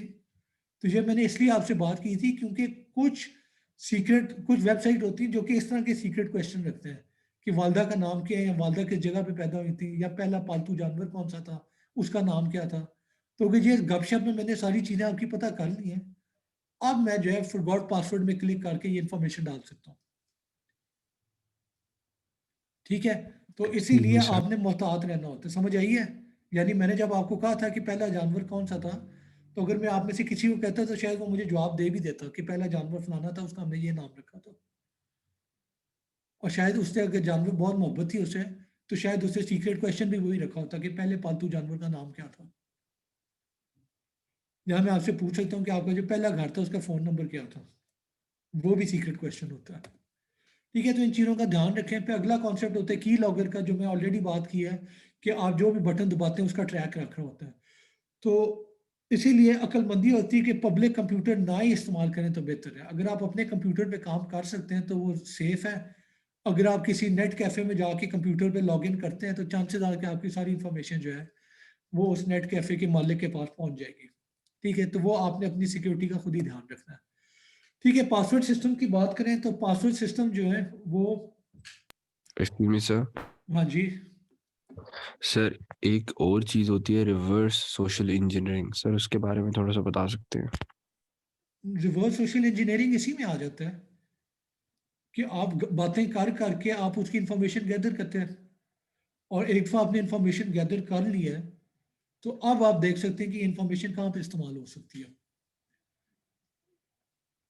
ठीक है, मेरे ख्याल में रिवर्स और जो नॉर्मल सोशल इंजीनियरिंग है उसमें फ़र्क नहीं है, पर हैविंग सेड दैट आप गूगल कर लें, मुझे मेरे ख्याल में कोई फ़र्क नहीं है इन दोनों में। ठीक है, एनी अदर क्वेश्चन? ऑलराइट, ठीक है, पासवर्ड की बात करें तो पासवर्ड जो है वो आपका सबसे कॉमन फॉर्म ऑफ सिक्योरिटी है। ठीक है, आप पासवर्ड को सिक्योर कैसे करते हैं? यानी कोई भी आपने एक्सेस, वेबसाइट एक्सेस करनी है, मशीन एक्सेस करनी है, तो आप उसे एक पासवर्ड असाइन करते हैं। तो पासवर्ड को सिक्योर करने का क्या तरीका होता है, बताएं, सर जवाब उसमें दें। स्पेशल कैरेक्टर्स, अपर कैरेक्टर्स, कैपिटल और स्मॉल अल्फाबेट्स मिक्स कर देते हैं। ठीक है, तो मुसब जवाब दे सर रहे हैं हम कि आप एक तो मिक्स कर लें, यानी अच्छा बाय द सर वे एक और मिक्स चीज, करने। हाँ जी, हाँ जी तला। सर हम एज ओटीपीज यूज कर सकते हैं, जैसे फिंगरप्रिंट्स ओटीपी पे वगैरह, वो अभी ज्यादा अभी safe है। ओटीपी की बात ना करें। ओटीपी पे अभी आते हैं। ये मैं, इससे मैं हटाना भूल गया था, इस पे मैंने बात नहीं करनी थी अभी। इसके अलावा बात करें। सर पासवर्ड्स के अलावा वही सबसे ज्यादा सेफ है, या फिर आप मतलब दूसरे कैरेक्टर्स यूज कर सकते हैं, अपर डाउन, जैसे हैश स्लैश, ठीक है, इस तरह ठीक है, नंबर के ऑल साथ राइट। तो संबंधित। इन्होंने जो बात की है और इनसे पहले मुसब मुसब ने भी जो बात की थी, वो क्या है कि देखें, अगर तो आप सिर्फ छोटे लेटर इस्तेमाल करते हैं, ABCD लोअर केस जो है, तो इंग्लिश में 26 कैरेक्टर्स हैं। अगर आपकी पासवर्ड लेंथ 3 है, तो दैट मीन कि आपके पास 26 मल्टीप्लाई बाय 26 मल्टीप्लाई बाय 26 इतनी पॉसिबल कम्बिनेशन है, जो कि आप बड़े आराम से वन बाय वन ट्राई करके पासवर्ड को क्रैक कर सकते हैं। पर अगर आप इसके अंदर स्पेशल कैरेक्टर भी ले आए और उसके अंदर आप न्यूमेरिक कैरेक्टर भी ले आए, अपर केस भी ले आए, लोअर केस भी ले आए, तो फिर जो आपके total number of possible combination है इस केस में, वो तकरीबन 256 मल्टीप्लाई बाय 256 मल्टीप्लाई बाय 256 हो जाएगी। यानी पहला जो कैरेक्टर है वो भी 256 पॉसिबल वैल्यूज हो सकती हैं, दूसरा जो कैरेक्टर था वो भी 256 में से कोई एक हो सकता है, और तीसरा भी 256 में से कोई एक हो सकता है। तो ये आपको नजर आ रहा है कि आपकी कॉम्बिनेशन और ज्यादा होगी है। इसको फर्दर और ज्यादा करना है तो आप क्या करेंगे, आप पासवर्ड की लेंथ इंक्रीज कर देंगे। 3 की बजाय आप पासवर्ड की लेंथ को फॉर एग्जांपल 6 कर दें, तो अब टोटल कॉम्बिनेशन कितनी है, 256 by 256 by 256 by 256 by 256 by 256। तो आपको नजर आ रही है कि ये नंबर बहुत ही बड़ा है, और ये सारी आपने अगर password one by one try करने शुरू किए तो आपको कई साल लग जाएंगे क्रैक करते हुए। ठीक है, तो ये एक तरीका होता है पासवर्ड सिक्योर करने का। दूसरे सिक्योर करने का तरीका होता है कि पासवर्ड को चेंज करते रहें। ठीक है, फ्रीक्वेंटली, महीने में एक दफा कर लें, 2 महीने में एक दफा कर लें। फिर एक पासवर्ड अगर आपने एक जगह पे रखा है तो किसी और वेबसाइट पे वही पासवर्ड इस्तेमाल ना करें, ताकि अगर एक वेबसाइट क्रैक हो जाती है, हैक हो जाती है, तो फिर दूसरी वेबसाइट जो है वो आपका पासवर्ड सेफ रहे। फिर आप पासवर्ड लिखे ना कहीं पे, दिमाग के अंदर रखें, कागज के ऊपर या कंप्यूटर में ना रखें, क्योंकि वो कोई भी पढ़ सकता है। ठीक है, किसी इंसान पे भरोसा ना करें सिवाय अपने माँ बाप के। पासवर्ड किसी दोस्त के साथ शेयर ना करें। यानी शुरू में जब नए नए आते हैं, आप यूनिवर्सिटी में पहला सेमेस्टर होता है, तो आप अपने दोस्तों के साथ अपने पासवर्ड शेयर कर रहे होते हैं। ठीक है, या किसी से मोहब्बत होगी तो उसके साथ अपना पासवर्ड शेयर कर दिया। तो इस तरह की गलती नहीं करनी चाहिए। पासवर्ड उसके साथ शेयर करें जिसके ऊपर आपको यकीन है कि वो इंसान मर जाएगा पर वो आपको नुकसान नहीं होने देगा। ठीक है, तो माँ बाप को बंदा बेशक पासवर्ड दे दे, किसी और को ना दे। ठीक है, आगे आ जाए। फिर फेमिलियर नेम और ऑब्जेक्ट वगैरह ना लिखें पासवर्ड में। यानी अगर आपका अगर एक किसी ने इधर पासवर्ड लिखा हुआ है अपना नाम 123, या अपने अबू का नाम 123, या बिल्ली पाली थी उसका नाम 123, तो इसमें क्या होता है कि अगर मैंने आपका पासवर्ड क्रैक करना है तो मैं पहले देखूंगा कि आपका नाम क्या है और उससे मिलते जुलते पासवर्ड जो है वो ट्राई करूंगा। फिर आपके घर वालों के नाम इस्तेमाल करूंगा, घर के पता इस्तेमाल करूंगा, बिल्ली कुत्ते पाले हुए उनका नाम इस्तेमाल करूंगा। ठीक है, तो चांसेस आर कि बहुत, ये बाय द वे बहुत ज्यादा लोग इस तरह की गलती करते हैं कि अपने अबू का नाम लिख के 123 कर दिया, अपना नाम लिख के, अपने भाई का नाम लिख के 123 कर दिया, तो वो बड़े आराम से पासवर्ड क्रैक हो जाता है। ठीक है, तो इन चीज़ों का भी ध्यान रखना है। फिर एक कॉन्सेप्ट होता है वन टाइम पासवर्ड का। यानी अगर मैंने अपना ग्रेडिंग पोर्टल इस्तेमाल करना है, अटेंडेंस सॉरी ग्रेडिंग पोर्टल इस्तेमाल करना है UMT में, तो पहले मुझे वो पूछते हैं वन टाइम पासवर्ड। वो मुझे एक मैसेज भेजता है SMS पे, वो पासवर्ड होता है और साथ लिखा होता है कि ये इतने सेकंड के लिए वर्क करेगा, उसके बाद ये हमेशा हमेशा के लिए ख़त्म हो जाएगा। तो वन टाइम पासवर्ड का फ़ायदा ये होता है कि वो एक दफ़ा इस्तेमाल होते हैं, उसके बाद अगर वो चोरी हो भी जाए तो आपका नुकसान नहीं है, क्योंकि उसके बाद वो दोबारा कभी नहीं इस्तेमाल होगा। ठीक है, तो ये सिस्टम को और सिक्योर बनाता है। फिर आजकल जो नए पासवर्ड है उनमें fingerprint, face print, retina scan, iris scan, voice print, ये सारे आगे हुए हैं। ठीक है, तो ये भी आपके एक सिस्टम को सिक्योर करने का एक तरीका होता है, क्योंकि फिंगरप्रिंट तो सिर्फ आपके पास ही है, आंखें सिर्फ आपके पास नहीं है, रेटिना जो होती है वो किसी और के साथ मैच नहीं करती। ठीक सर है, ये आगे जो आ जाए। फिंगरप्रिंट हाँ आई जी, रेटिना हो गया, ये तो बहुत यूनिक होते हैं हमारे, मतलब हाँ जी, फिंगरप्रिंट किसी से मैच नहीं करता। तो हम जो अपना फेस आईडी देते भी हैं, मतलब फ़ोन को अनलॉक करने के लिए फिंगरप्रिंट या आपका रेटिना, तो ये ज़्यादा नहीं है आपके लिए डेंजरस या हार्मफुल हो जाता? यार बाकी उसमें मसला ये इन्फॉर्मेशन होता देने है की ज़रूरत। कि अगर वो इंफॉर्मेशन लीक हो गई है तो फिर वो भी खतरा हो जाता है। यानी अगर आपकी फिंगरप्रिंट इंफॉर्मेशन या कोई फिंगरप्रिंट या रेटिना को अगर कोई डुप्लीकेट कर सकते हैं डेटा के थ्रू, तो अब प्रॉब्लम क्या होगी कि अब हमेशा हमेशा के लिए कॉम्प्रोमाइज हो गया आप, क्योंकि आप पासवर्ड जो है, लफ्ज़ों वाला पासवर्ड तो बदल सकते हैं, पर अपने आँख या अपनी उंगलियां तो नहीं ना आप बदल सकते। तो इसीलिए मैं तो प्रेफर करता हूँ कि इस तरह की चीज़ें इस्तेमाल ही ना करूँ, मोबाइल फ़ोन पे भी नहीं मैं इस्तेमाल करता। ठीक है, any other question? All right, moving on. ठीक है, अगला कॉन्सेप्ट है इंक्रिप्शन और डिक्रिप्शन का, कि आपने मैसेजेस जो हैं वो स्टोर करने हैं या किसी के साथ एक्सचेंज करने हैं, तो आप कैसे मेक श्योर करेंगे कि वो आपके अलावा कोई भी उसे एक्सेस ना कर सके। तो उसमें एक कॉन्सेप्ट होता है इंक्रिप्शन का। तो क्रिप्टोग्राफी क्या होती है? Cryptography is the study of creating and using encryption and decryption techniques. इसमें क्या आ जाता है, एक प्लेन टेक्स्ट आ जाता है। प्लेन टेक्स्ट बेसिकली वो टेक्स्ट होता है जो कि ह्यूमन रीडेबल फॉर्म में होता है। ठीक है, नॉर्मल टेक्स्ट।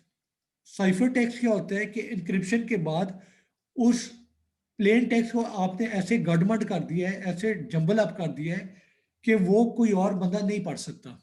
यानी मैंने आप में से किसी एक को मैसेज भेज दिया, मैं चाहता हूं कि कोई और ना पढ़ सके, तो मैं उसे इनक्रिप्ट करूंगा। फिर मैं क्या करूंगा, मैं आपको एक की शेयर कर दूंगा। की क्या होता है? की एक ऐसी यूनिक पीस ऑफ इंफॉर्मेशन होती है जो कि जिसके पास होगी सिर्फ वही शख्स उस एनक्रिप्टेड मैसेज को डिक्रिप्ट कर सकता है। तो अगर मैंने आपको मैसेज भेजा, पहले मैंने आपको बता दिया था कि ये की है, तो सिर्फ आप ही उस मैसेज को डिक्रिप्ट कर सकते हैं। आपके अलावा अगर किसी और तक वो मैसेज पहुंच गया तो वो उस मैसेज को डिक्रिप्ट नहीं कर सकता, उससे वापस ओरिजिनल जो प्लेन टेक्स्ट था वो नहीं डिराइव कर सकता। और एनक्रिप्शन का हमने एक एग्जांपल किया था शुरू के लेक्चर में, याद है किसी को? एक्सॉर गेट सर, क्या था यस सर। एक्सॉर गेट, यार? आपका एक्सॉर नाम गेट, क्या है? ये कौन बोल रहा है? सब सर। परफेक्ट यार, यानी इतना पुराना लेक्चर आपको याद था, मुझे बड़ी खुशी हुई है। तो हमने एग्स और इंक्रिप्शन की थी शुरू के लेक्चर में। तो वो बेसिकली यही था कि जिसके पास की पड़ी होती है सिर्फ वही डेटा को डिक्रिप्ट कर सकता है, कोई और नहीं कर सकता। और इंक्रिप्शन भी उसी की को इस्तेमाल करते हुए ही हमने की थी। ठीक है, और अगला पॉइंट आ जाता है कि इंक्रिप्शन अगर आपने करनी है तो उसके लिए आपको सब्स्टिट्यूशन और ट्रांसपोजिशन इस्तेमाल करनी पड़ती है। यानी आपका जो भी इंक्रिप्शन का एल्गोरिदम होता है, ठीक है, वो एल्गोरिदम बैकग्राउंड में क्या कर रहा होता है? वो बेसिकली दो ऑपरेशन कर रहा होता है। एक होता है सब्स्टिट्यूशन, एक होता है ट्रांसपोजिशन। इन दोनों पे हम अभी बात करते हैं। बाकी चीजें समझ आ गई आपको? अगर कोई पॉइंट समझ नहीं आया तो मेरे से पूछ लें। ऑल राइट, तो बेसिकली सब्स्टिट्यूशन और ट्रांसपोजिशन क्या होती है? तो सब्स्टिट्यूशन की अगर बात करें तो सब्स्टिट्यूशन में क्या होता है कि आपका कोई एक कैरेक्टर है वो किसी और कैरेक्टर से रिप्लेस हो जाता है। ठीक है, यानी लेट सपोज मैं आपको कहता हूं कि हमारी ये की है। की क्या है कि कहीं पे भी ए आया तो उस ए की जगह पी लिख दो, कहीं पे भी बी आया तो उसकी जगह ओ लिख दो, कहीं पे भी सी आया उसकी जगह आई लिख दो, डी है तो उसकी जगह यू लिख दो, and so on and so fourth. तो लेट सपोज अगर मैंने आप में से किसी एक को मैसेज भेजना है कैब, कैब जो है वो टैक्सी को कहते हैं। ठीक है, तो मैं क्या करूंगा, मैं देखूंगा कि सी जो है उसके लिए कौन सा लेटर इस्तेमाल करना है, तो वो आई है। फिर मैं देखता हूँ ए के लिए कौन सा लेटर इस्तेमाल करना है, तो वो पी है।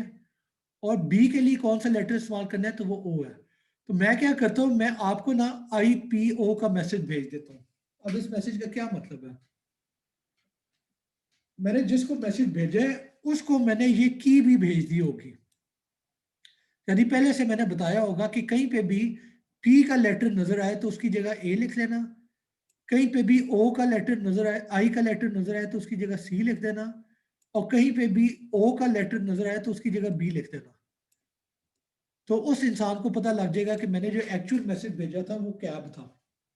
ये पॉइंट समझ आइए। तो ये सब्स्टिट्यूशन का ऑपरेशन होता है जो कि किसी भी आपका आजकल अगर इंक्रिप्शन एल्गोरिथम इस्तेमाल करें तो उसमें सब्स्टिट्यूशन हो रही होती है,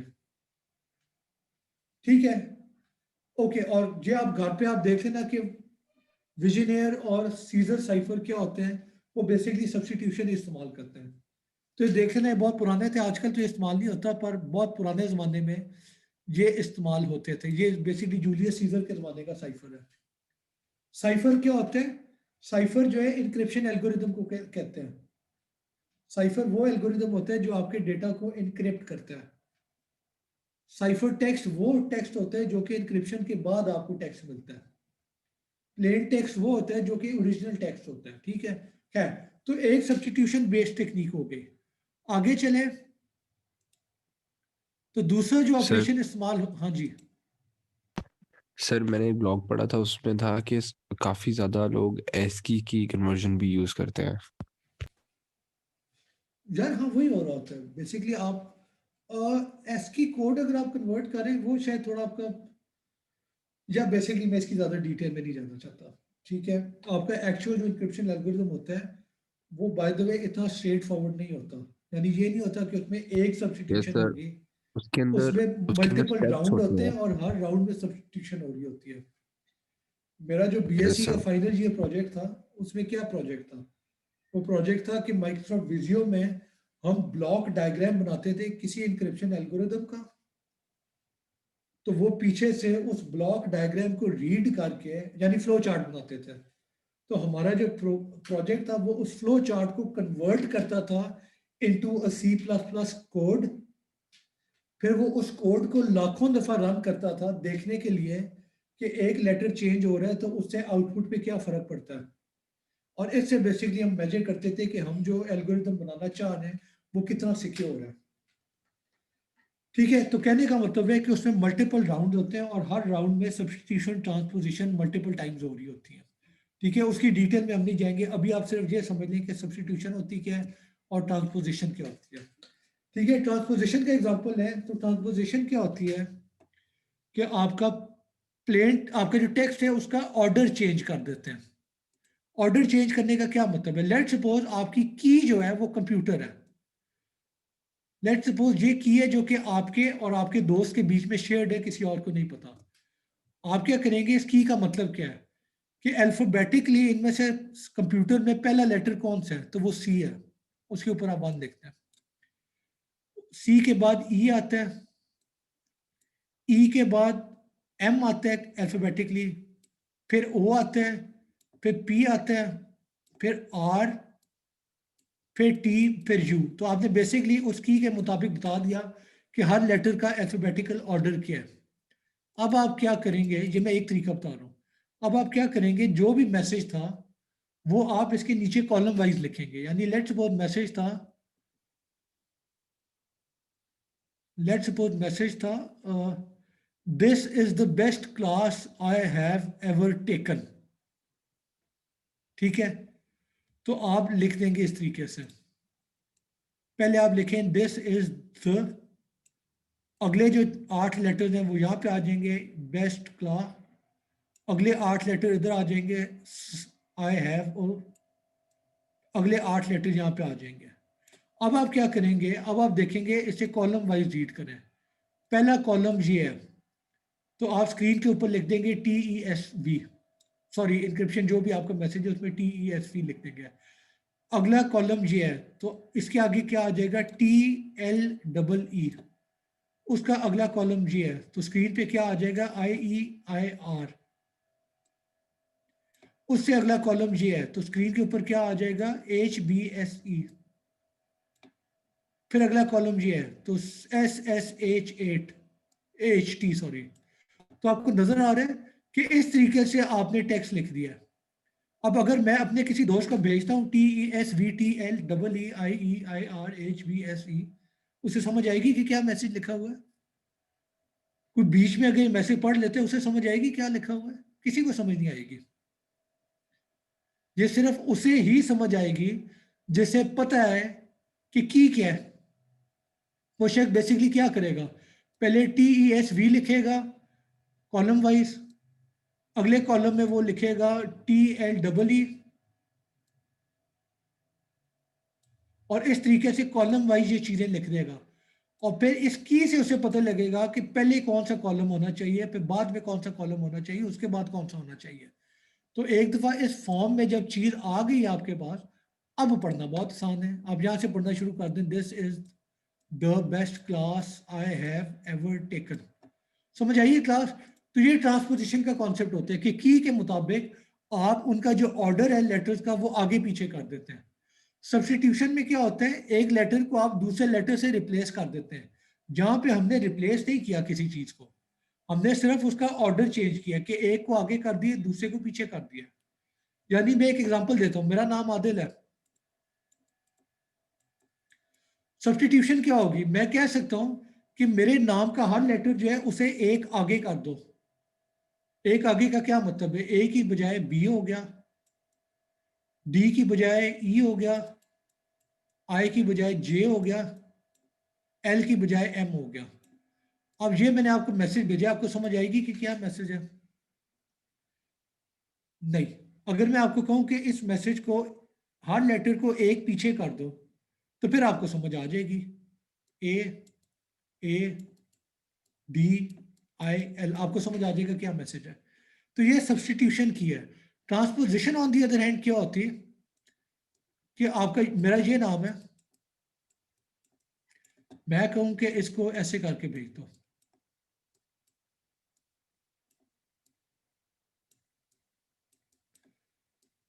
अब जिसके पास की है सिर्फ उसे ही पता होगा कि पहला लेटर कहाँ पे आया है, दूसरा लेटर कहाँ पे आया है, तीसरा लेटर कहाँ पे है, चौथा कहाँ पे होना चाहिए और पांचवा कहाँ पे होना चाहिए।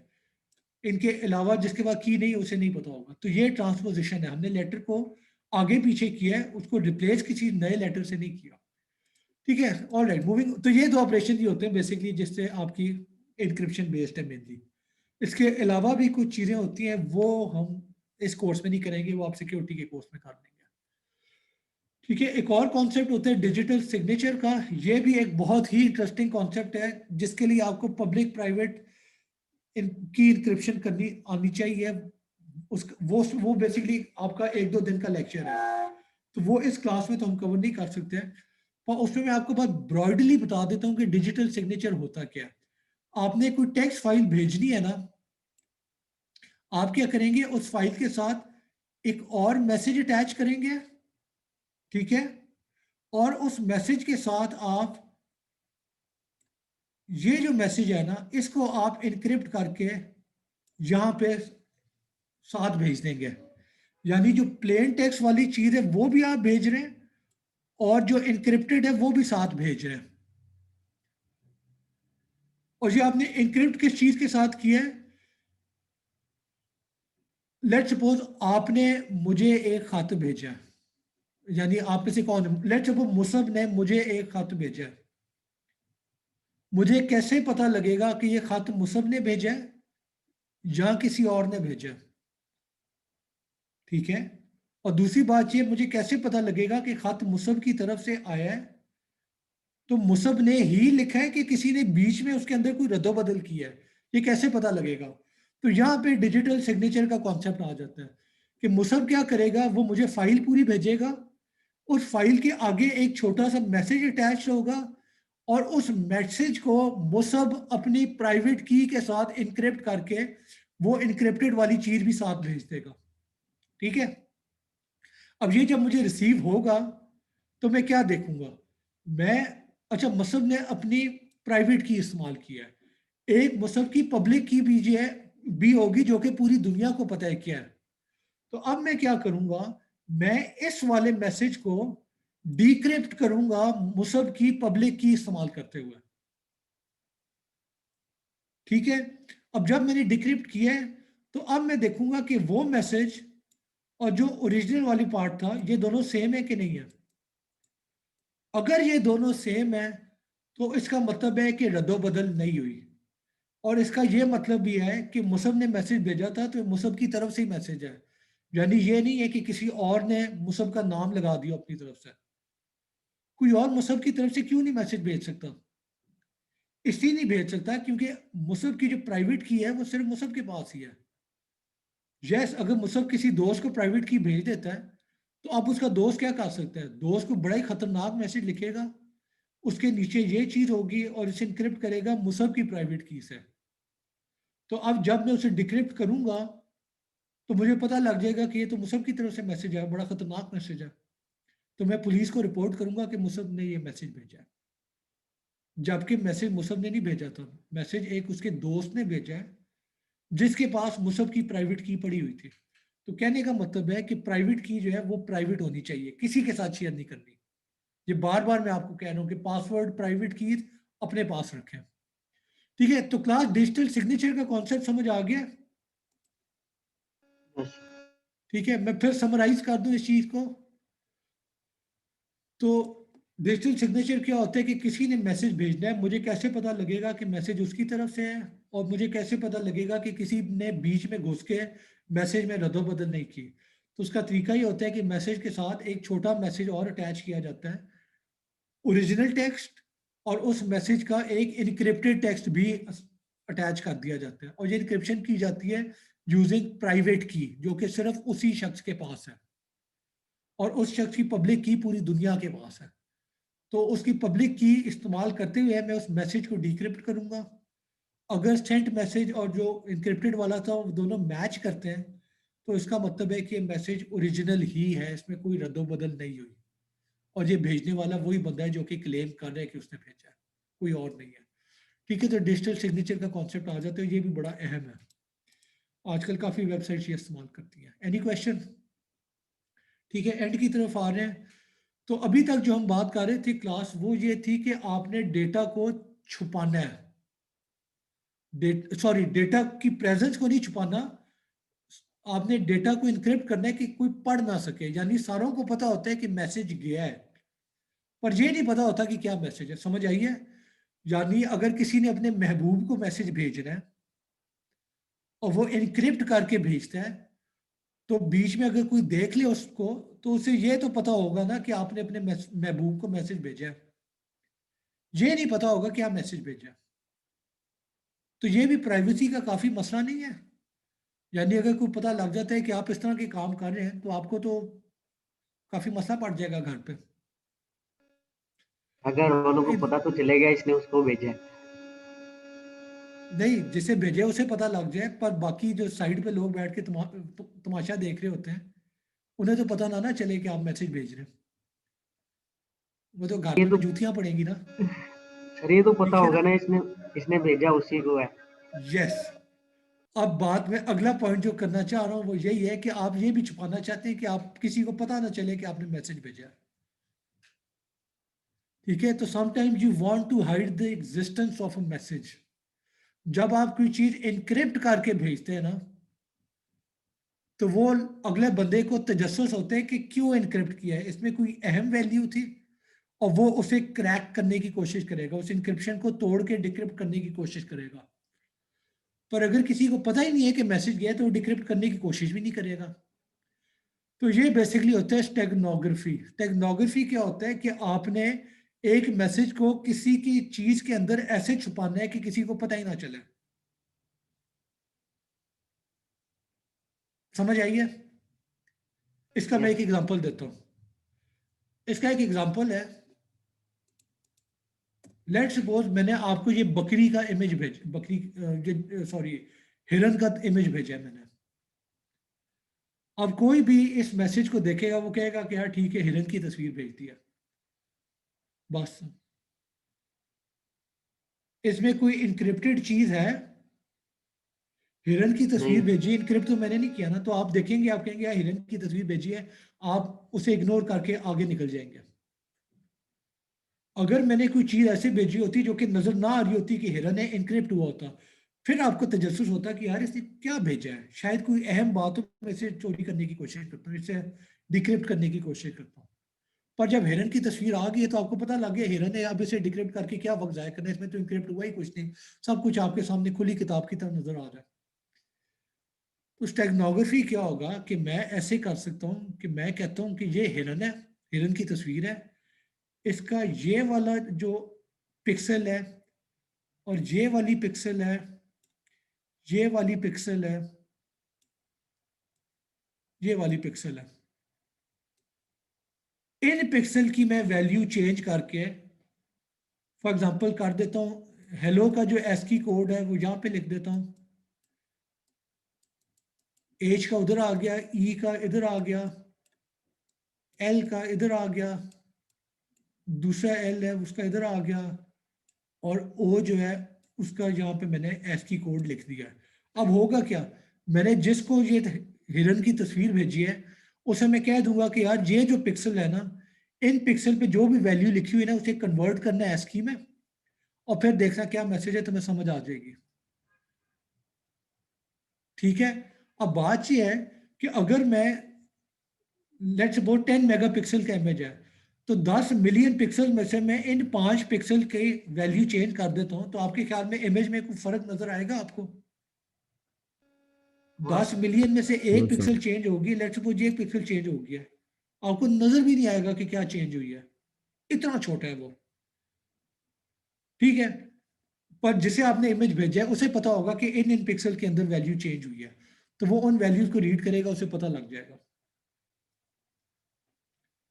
ठीक है, इसका एक और एग्जांपल है, लेट सपोज जो लैब है आईपीसी है उसके अंदर स्टूडेंट बैठा हुआ है, और मैंने किसी स्टूडेंट को कहना है कि यार इस टाइम पे जो है हमने, मैं उस स्टूडेंट को कहता हूँ कि यार मैं ना back to back 10 print out भेजूंगा,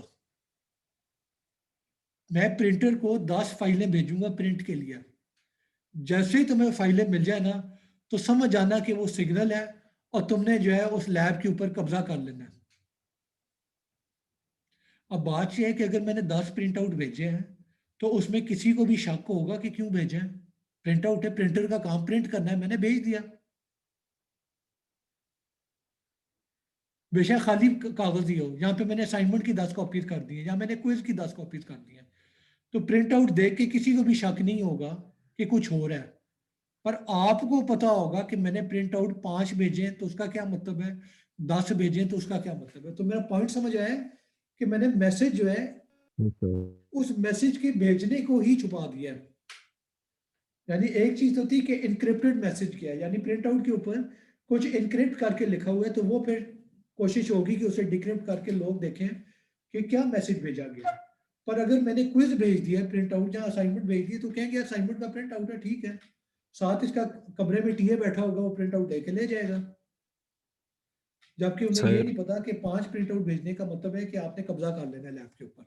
तो ये बेसिकली स्टेगनोग्राफी का कॉन्सेप्ट होता है। ठीक है, हाँ जी, एनी क्वेश्चन, आप क्या पूछना चाह रहे हैं? सर एक स्टेगनोग्राफी के अंदर ये भी चीज आती है कि एक बुक हैंडओवर की जाती है, उसके अंदर भी सारी हुई होती है, वो भी इसकी एग्जांपल है। बुक के अंदर क्या एज अ हुआ बुक होगा? को टूल करते हैं, एज अ बुक के पेज नंबर्स को और फिर उसके टॉपिक्स को मतलब मैशअप करके अगर अगर कोड अगर बनाते किस हैं। अगर किसी ने ये करना है कि ठीक है मैं आपको एक कहानी की किताब दे देता हूँ और साथ में ये कहता हूँ कि इस कहानी की किताब के 10वें पेज का जो 6वां लेटर है और 92वें पेज का जो पहला लेटर है और 100वें पेज का जो आखिरी लेटर है, उन तीनों को रीड करना, तुम्हें एक मैसेज मिल जाएगा। तो अब मैसेज जो है उस किताब के अंदर आपने इनक्रिप्ट नहीं किया हुआ, वो सिर्फ आपके दिमाग में मैसेज है कि ये किताब है। कोई अगर पूछे कि एक किताब क्या है तो आप कहना कहानी की किताब है, मुझे पढ़ने का शौक है, पर आपको पता होगा कि इसके किस पेज के किस लेटर को आप देखेंगे तो आपको एक एक्चुअल मैसेज मिल जाएगा। तो यस, वो भी यही कॉन्सेप्ट है, गुड एग्जांपल। और कुछ? ऑलराइट, तो बेसिकली मैं फिर कह दूं कि इनक्रिप्टेड चीज जो है वो शक पैदा करती है, स्टेगनोग्राफी में शक ही पैदा नहीं होता। अगर आपके हाथ में कहानी की किताब है तो क्या शक होगा, और वो तो मुझे और आपको पता है ना कि इसका क्या मतलब है। ठीक है, ऑल राइट, मूविंग ऑन। आखिरी कॉन्सेप्ट है क्लास फाइल प्रोटेक्शन का। तो एक और चीज होती है एक्सेस कंट्रोल, कि अगर आपने किसी चीज को प्रोटेक्ट करना है तो आप उसके साथ एक एक्सेस कंट्रोल लगा देते हैं। यानी लेट्स सपोज आपकी फाइल पड़ी हुई है, डेटाबेस में बहुत ज़्यादा फाइल है, या कोई आपकी वैसे टेक्स्ट फाइल है, वर्ड डॉक्यूमेंट है, कुछ भी है, तो उन फाइल के साथ आप एक एक्सेस कंट्रोल लगाते हैं। एक्सेस कंट्रोल क्या होता है कि अगर आप यूनिक्स इस्तेमाल करें ना फॉर एग्जांपल, तो आप स्पेसिफाई कर सकते हैं कि इस फाइल का ओनर कौन है। एक सेटिंग होती है ओनर की, कि ओनर क्या क्या कर सकता है। ओनर उसे रीड कर सकता है, उसे राइट या डिलीट कर सकता है, उसे एग्जीक्यूट कर सकता है। एग्जीक्यूट का मतलब है प्रोग्राम रन करना। ठीक है, फिर एक और होता है ग्रुप। ग्रुप सेटिंग में आप स्पेसिफाई कर सकते हैं कि इसे क्या इजाजत देनी है। क्या ये फाइल को रीड कर सकते हैं कि नहीं, क्या उसे राइट कर सकते हैं या डिलीट कर सकते हैं कि नहीं, क्या उसे एग्जीक्यूट कर सकते हैं कि नहीं। तीसरी चीज होती है सेटिंग वर्ल्ड की, कि एक तो मैं था ओनर, एक था ग्रुप, और एक है कि बाकी की दुनिया, कि अगर उस दुनिया के पास ये फाइल चली गई है तो वो उसे रीड कर सकती है, उसे राइट कर सकती है, डिलीट कर सकती है, एग्जीक्यूट कर सकती है कि नहीं।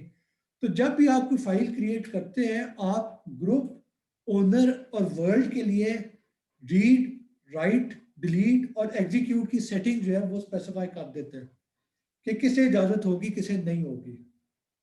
ठीक है, और ये कॉन्सेप्ट जो है बेसिकली फाइल प्रोटेक्शन का है। अब होता क्या है कि अगर कोई फाइल, मैं जैसे आपके कंप्यूटर पे आके किसी फाइल को खोलने की कोशिश करूंगा, आई एम सॉरी, आपकी फाइल अगर मेरे कंप्यूटर पे आती है और मैं उसे खोलने की कोशिश करूंगा, तो अगर तो आपने मुझे किसी ग्रुप में ऐड किया हुआ है और ग्रुप को आपने इजाजत दी हुई है फाइल खोलने की, तो मैं खोल लूंगा। जहाँ पे वर्ल्ड को आपने इजाजत दी है कि दुनिया का कोई भी शख्स एक्सेस कर ले, उसे इजाजत है, तब भी मैं खोल लूंगा। तो अगर आपने ग्रुप या वर्ल्ड को इजाजत नहीं दी फाइल एक्सेस करने की, तो मैं उस फाइल को रीड नहीं कर सकता। तो ये भी एक फाइल प्रोटेक्शन होती है। इस पर हमने बहुत ज़्यादा टाइम नहीं लगाया, इसमें भी काफ़ी कॉन्सेप्ट आ जाते हैं, we'll ignore that for now. ठीक है, तो वो बेसिकली फाइल प्रोटेक्शन यही है कि किसे आपने इजाज़त देनी है फाइल देखने की, किसे नहीं देनी। ठीक है, कईयों को आप ये भी कह देते हैं कि फाइल पढ़ने की तो इजाज़त दे दूंगा, पर उसमें चेंज करने की इजाज़त नहीं है। फॉर एग्जाम्पल, आप जो है अपने किसी दोस्त के साथ फाइल शेयर करें ताकि वो असाइनमेंट में हेल्प ले लें, पर आप आपको उस पर इतना भरोसा नहीं है कि आप उसे चेंज करने की भी इजाज़त दे दें, वरना वो क्या करेगा, वो फाइल को जो है सारी वैल्यू सारा जो है कॉपी करके फिर फाइल के अंदर जो है वो सारी चीज़ें चेंज कर देगा ताकि आपको जो है जीरो मिल जाए और उसके फुल नंबर आ जाए। ठीक है, तो इस तरह की चीज़ प्रिवेंट करने के लिए आप कह सकते हैं कि रीड की इजाज़त है, राइट और डिलीट की इजाज़त नहीं है। Alright class, any question? Sir assignment के क्वेश्चन पूछना है। सर कल असाइनमेंट कर रहे थे वो, उसका वो समझा दें, जो एवरेज प्रोसेसिंग टाइम वाला था राउंड रॉबिन का, उसे किस तरह करना था सोल्व। या सर वो आपका खुद ही प्रीवियस सोचे, लेक्चर नहीं खुद ही देखा था सोचे, उसमें। खुद ही सोचे, मैं इस पे आपको सोल्यूशन करवा दूंगा। ठीक सर है वो पहले सर वाली एक का तो मिल गया था, यार, मिलना नहीं है, खुद सोचना ना, खुद अटेम्प्ट छोटे करें। जॉब नेक्स्ट का। अगर वैसे सर गलत भी सोल्व हो कर गया दिया मसला था, नहीं है, कंफर्म गलत करना भी था हो कि मसला सर नहीं ठीक हुआ या नहीं। है, भरोसा कर तो रखें, लिए सर। भरोसा रखें, ठीक ही होगा, वरना सोल्यूशन में डिस्कस कर लूंगा। ठीक है, मैं आपको हेल्प करना नहीं चाहता, मैं चाह रहा हूँ कि आप लोग अपने आप को थोड़ा एग्जर्ट कर लें। ठीक है, सर बाकी एक सोल्यूशन क्वेश्चन तो मैं आपको दे दूंगा। हाँ जी, सर एक क्वेश्चन था असाइनमेंट एंड में से। यार अटेम्प्ट करें, हम डिस्कस कर लेंगे बाद में। ठीक है, एटमोस्ट गलत हो Excuse me, जाएगा, sir. उसके नंबर नहीं कटेंगे। और कुछ, मैं चाहता हूँ आप खुद कोशिश करें, बेशक गलत ही करें। ठीक है, हाँ जी, और तो Sir. लास्टली बोले मिड, इसका मिड कब लेंगे आप आईसीटी का। यार मिड मैंने अभी तक तो नहीं लेना। ठीक है, अब मोस्ट ऑफ फाइनल ही होगा। ठीक है, पर मैं सर वैसे वो एचओडी से एक बार फाइनल, बात कर लूंगा। फाइनल तो डेफिनेटली होगा, वो इन क्लास होगा, सर यानी फाइनल में वेन्यू में कैसे, होगा। सर सर फाइनल मिड ले कैसे लें, होंगे, उसमें क्या क्या आएगा। 20% उसका भी कवर हो जाएगा, तो असाइनमेंट के भी या जिस तरह 40% की या असाइनमेंट 50% तक क्वेश्चन थे कवर हो उसी जाएगा। तरह के वो होंगे, वो फिर मैं देख लूंगा क्या करना है। अगर असाइनमेंट्स आपने खुद किए हैं, लेक्चर स्लाइड्स आपने सारे लिए हैं, क्लास में नोट्स बनाए हैं, तो आपको फाइनल एग्जाम में कोई मसला नहीं होगा। ठीक है, all right, any other question? ये टास्क मैनेजर के बारे में पूछना था सर, ये हाँ जी, क्या पूछते ऑनलाइन। हैं, क्या पूछते हैं? Hello, hello. सर अब यहाँ पे इतनी ज़्यादा फाइल खुली है, अब हमें कैसे पता चलेगा कि कौन सी मतलब हम यूज़ कर रहे हैं, कौन सी मतलब वायरस वाली है, ये कैसे पता चलेगा।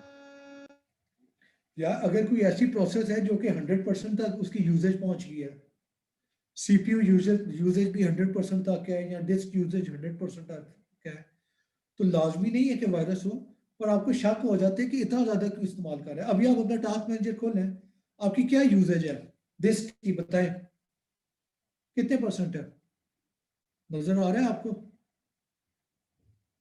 अभी मेरा जो टास्क मैनेजर है उसमें 10% डिस्क यूजेज है, रैम जो है वो कोई 30% 40% के करीब है, और सीपीयू जो है वो भी 10% से कम ही है।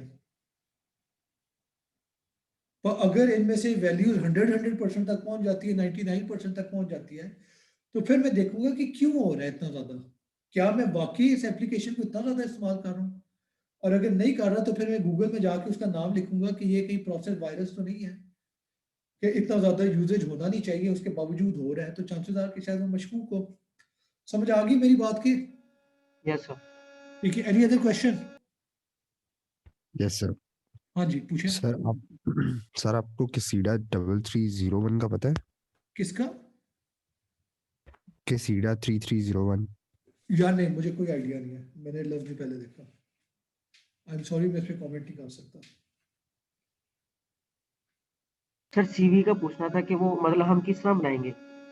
पर हैविंग सेड दैट, अगर आपने कोई सवाल है जो कि आप पूछना चाहते हैं उसके मुतालिक, तो आप मुझे ईमेल कर सकते हैं, मैं फिर टाइम मिलेगा तो मैं से स्टडी करके आपके साथ डिस्कस कर सकता हूँ कसीडा वाला जो है सवाल। ठीक है, ओके अभी सर। मुझे टॉप ऑफ माई हेड अभी मुझे बिल्कुल नहीं पता, पर जैसे मैं टाइम लगा के चीज़ समझ सकता हूँ अगर करनी है तो। हाँ सर जी, दूसरा सवाल क्या था? क्वेश्चन है सॉरी, क्या कह रहे हैं? सर, मैंने पढ़ा था कि 94% जो मेलवेयर है वो आपका मेल्स के थ्रू ट्रेवल करता है। सर उनको कैसे हम रिस्ट्रिक्ट कर सकते हैं? यार देखिए, जीमेल वगैरह जो होता है उसमें तो वो एग्जीक्यूटेबल फाइल्स और इस तरह की फाइल जो है उसे टैग कर देते हैं, यानी वो आप खोल ही नहीं सकते। वो आपको मैसेज थ्रो कर देते हैं कि इसके अंदर वायरस हो सकता है, ना खोलो। ठीक है, फिर कुछ एग्जीक्यूटेबल फाइल्स होती हैं जो कि आपको जीमेल भेजने की इजाजत भी नहीं देगा। ठीक है, कुछ फाइलें होती हैं आप अटैच करने की कोशिश करेंगे, वो कह देगा कि अटैचमेंट की इजाजत नहीं है। वर्ड मतलब वो डॉक्यूमेंट आईडी भेज का सकते हैं, क्रैक पीडीएफ भेज भेजा था सकते हैं, तो उसको जीमेल के जरिए एग्जीक्यूटेबल नहीं गया भेजेंगे वो था तो वहीं पे वाला रोक देगा। ठीक है, क्या कह रहे हैं? आईडीएम क्रैक जो होता है उसे खरीदना पड़ता है ना। एक मेरे पास हाँ क्रैक जी, पड़ा था, वो दोस्त को मैंने जीमेल किया मगर वो वाली फाइल नहीं जा रही थी, उसे यस ब्लॉक नहीं कर जा रहा रहे। था। ठीक है, क्योंकि कुछ ईमेल सर्विसेज होती हैं जो कि इस तरह के चीज़ को ब्लॉक कर देती हैं, तो इस तरीके से होता है। और दूसरी बात है कि ईमेल जो रिलायबल है वो खोलें, यानी आपके दोस्त की तरफ से ईमेल आई है, खोल लें, मैंने आपको ईमेल सेंड किया है, खोल लें। अगर कोई ऐसी ईमेल आई है कि click on this link to become a millionaire in 10 days, जहाँ कोई नाइजीरियन प्रिंस है जिसके अकाउंट में $100 मिलियन पड़ा हुआ है, जिसमें से वो $99 मिलियन आपके साथ शेयर करना चाहते हैं, अगर आप अपने अकाउंट की इंफॉर्मेशन दे दें तो ऑब्वियसली फ्रॉड है, वो आपके साथ क्यों इतने ज़्यादा पैसे शेयर करेगा? तो उस तरह की ईमेल को जो है रिजेक्ट कर दिया करें। हाँ जी, यार सीवी वाला कोई सवाल कर रहा था, क्या सवाल था आपका? यस सर, इसके हम मतलब सर हम उसमें क्या इन्फॉर्मेशन देंगे सर? हमारा यार तो सीवी में क्या इन्फॉर्मेशन दे दी, अपने शौकिया डाल दें। आप लिखते हैं कि आपका नाम क्या है, आपने कहाँ से क्या पढ़े हैं, बीएससी से पहले क्या किया था, आपको शौक किन चीज़ों का है, किताबें पढ़ने का शौक है, गानों का शौक है, खेलने का शौक है, क्या शौक है आपके? ठीक है, आगे क्या करना चाहते हैं, किस चीज़ में इंटरेस्टेड है आपके प्रोग्रामर बनना चाहते हैं, डेटा साइंटिस्ट बनना चाहते हैं, ठीक है, यस आईटी एडमिनिस्ट्रेटर बनना चाहते हैं, किस चीज़ का आपको शौक है? तो वो इस तरह की चीज़ें हैं। बेसिकली मैं आपके कॉन्सेप्ट टेक्स्ट करना चाहता हूँ कि आप एक वेब पेज बना सकते हैं, आप उसके बुलेट्स वगैरह बनानी आती हैं, आपको हेडिंग बनानी आती है। और देखिए, मैं फिर ये कह रहा हूँ कि असाइनमेंट जो है मैंने रखी हुई है कि आप सारों के बड़े आराम से फुल नंबर आ जाएंगे, बेशक गलती क्यों ना हो। और मसला ये है कि अगर आपने असाइनमेंट खुद नहीं की तो फिर फाइनल एग्जाम में आपको बहुत मसला होगा। पर अगर असाइनमेंट्स आपने खुद की हैं, आपको एक एक चीज़ की समझ आ गई हुई है, तो फिर मैं फाइनल एग्जाम में जो भी सवाल दे दूंगा आपके कॉन्सेप्ट क्लियर होंगे, आपके पूरे नंबर आ जाएंगे। अगर आपने असाइनमेंट खुद नहीं की हुई, किसी का कॉपी किया हुआ, तो फिर नंबर तो फुल मिल जाएंगे पर आपको कॉन्सेप्ट क्लियर नहीं होगा। और बात यह कि मकसद आपका होना चाहिए कि आपने बीएससी के 4 सालों में सीख के निकलना है। तो अगर आप गलतियां करते हैं तो उससे आप सीखेंगे। अगर आप गलतियां नहीं करते, आप बस कॉपी करके सबमिट कर देते हैं, तो फिर 4 साल बाद जब आप किसी नौकरी पे इंटरव्यू देने जाएंगे ना, तो वो फिर आप पूरे कागज की तरह बैठे होंगे, आपको किसी सवाल का जवाब नहीं देना आ रहा होगा। ठीक है, तो इसलिए यस मैं ये कहता हूँ कि एफर्ट पुट इन करें, बस मेरे कोर्स में मकसद ये है कि एफर्ट पुट इन करें। बाकी चीज अगर आपने एफर्ट पुट इन किया बेशक गलत था, आपको जो है आ जाएंगी चीजें। अगर आपने कोशिश ही नहीं की तो फिर अगर कोई चीज आती भी थी हफ्ते बाद आपको भूल जाएगी। ठीक है, any other question class? No all right then, thank you, take care, अल्लाह हाफिज।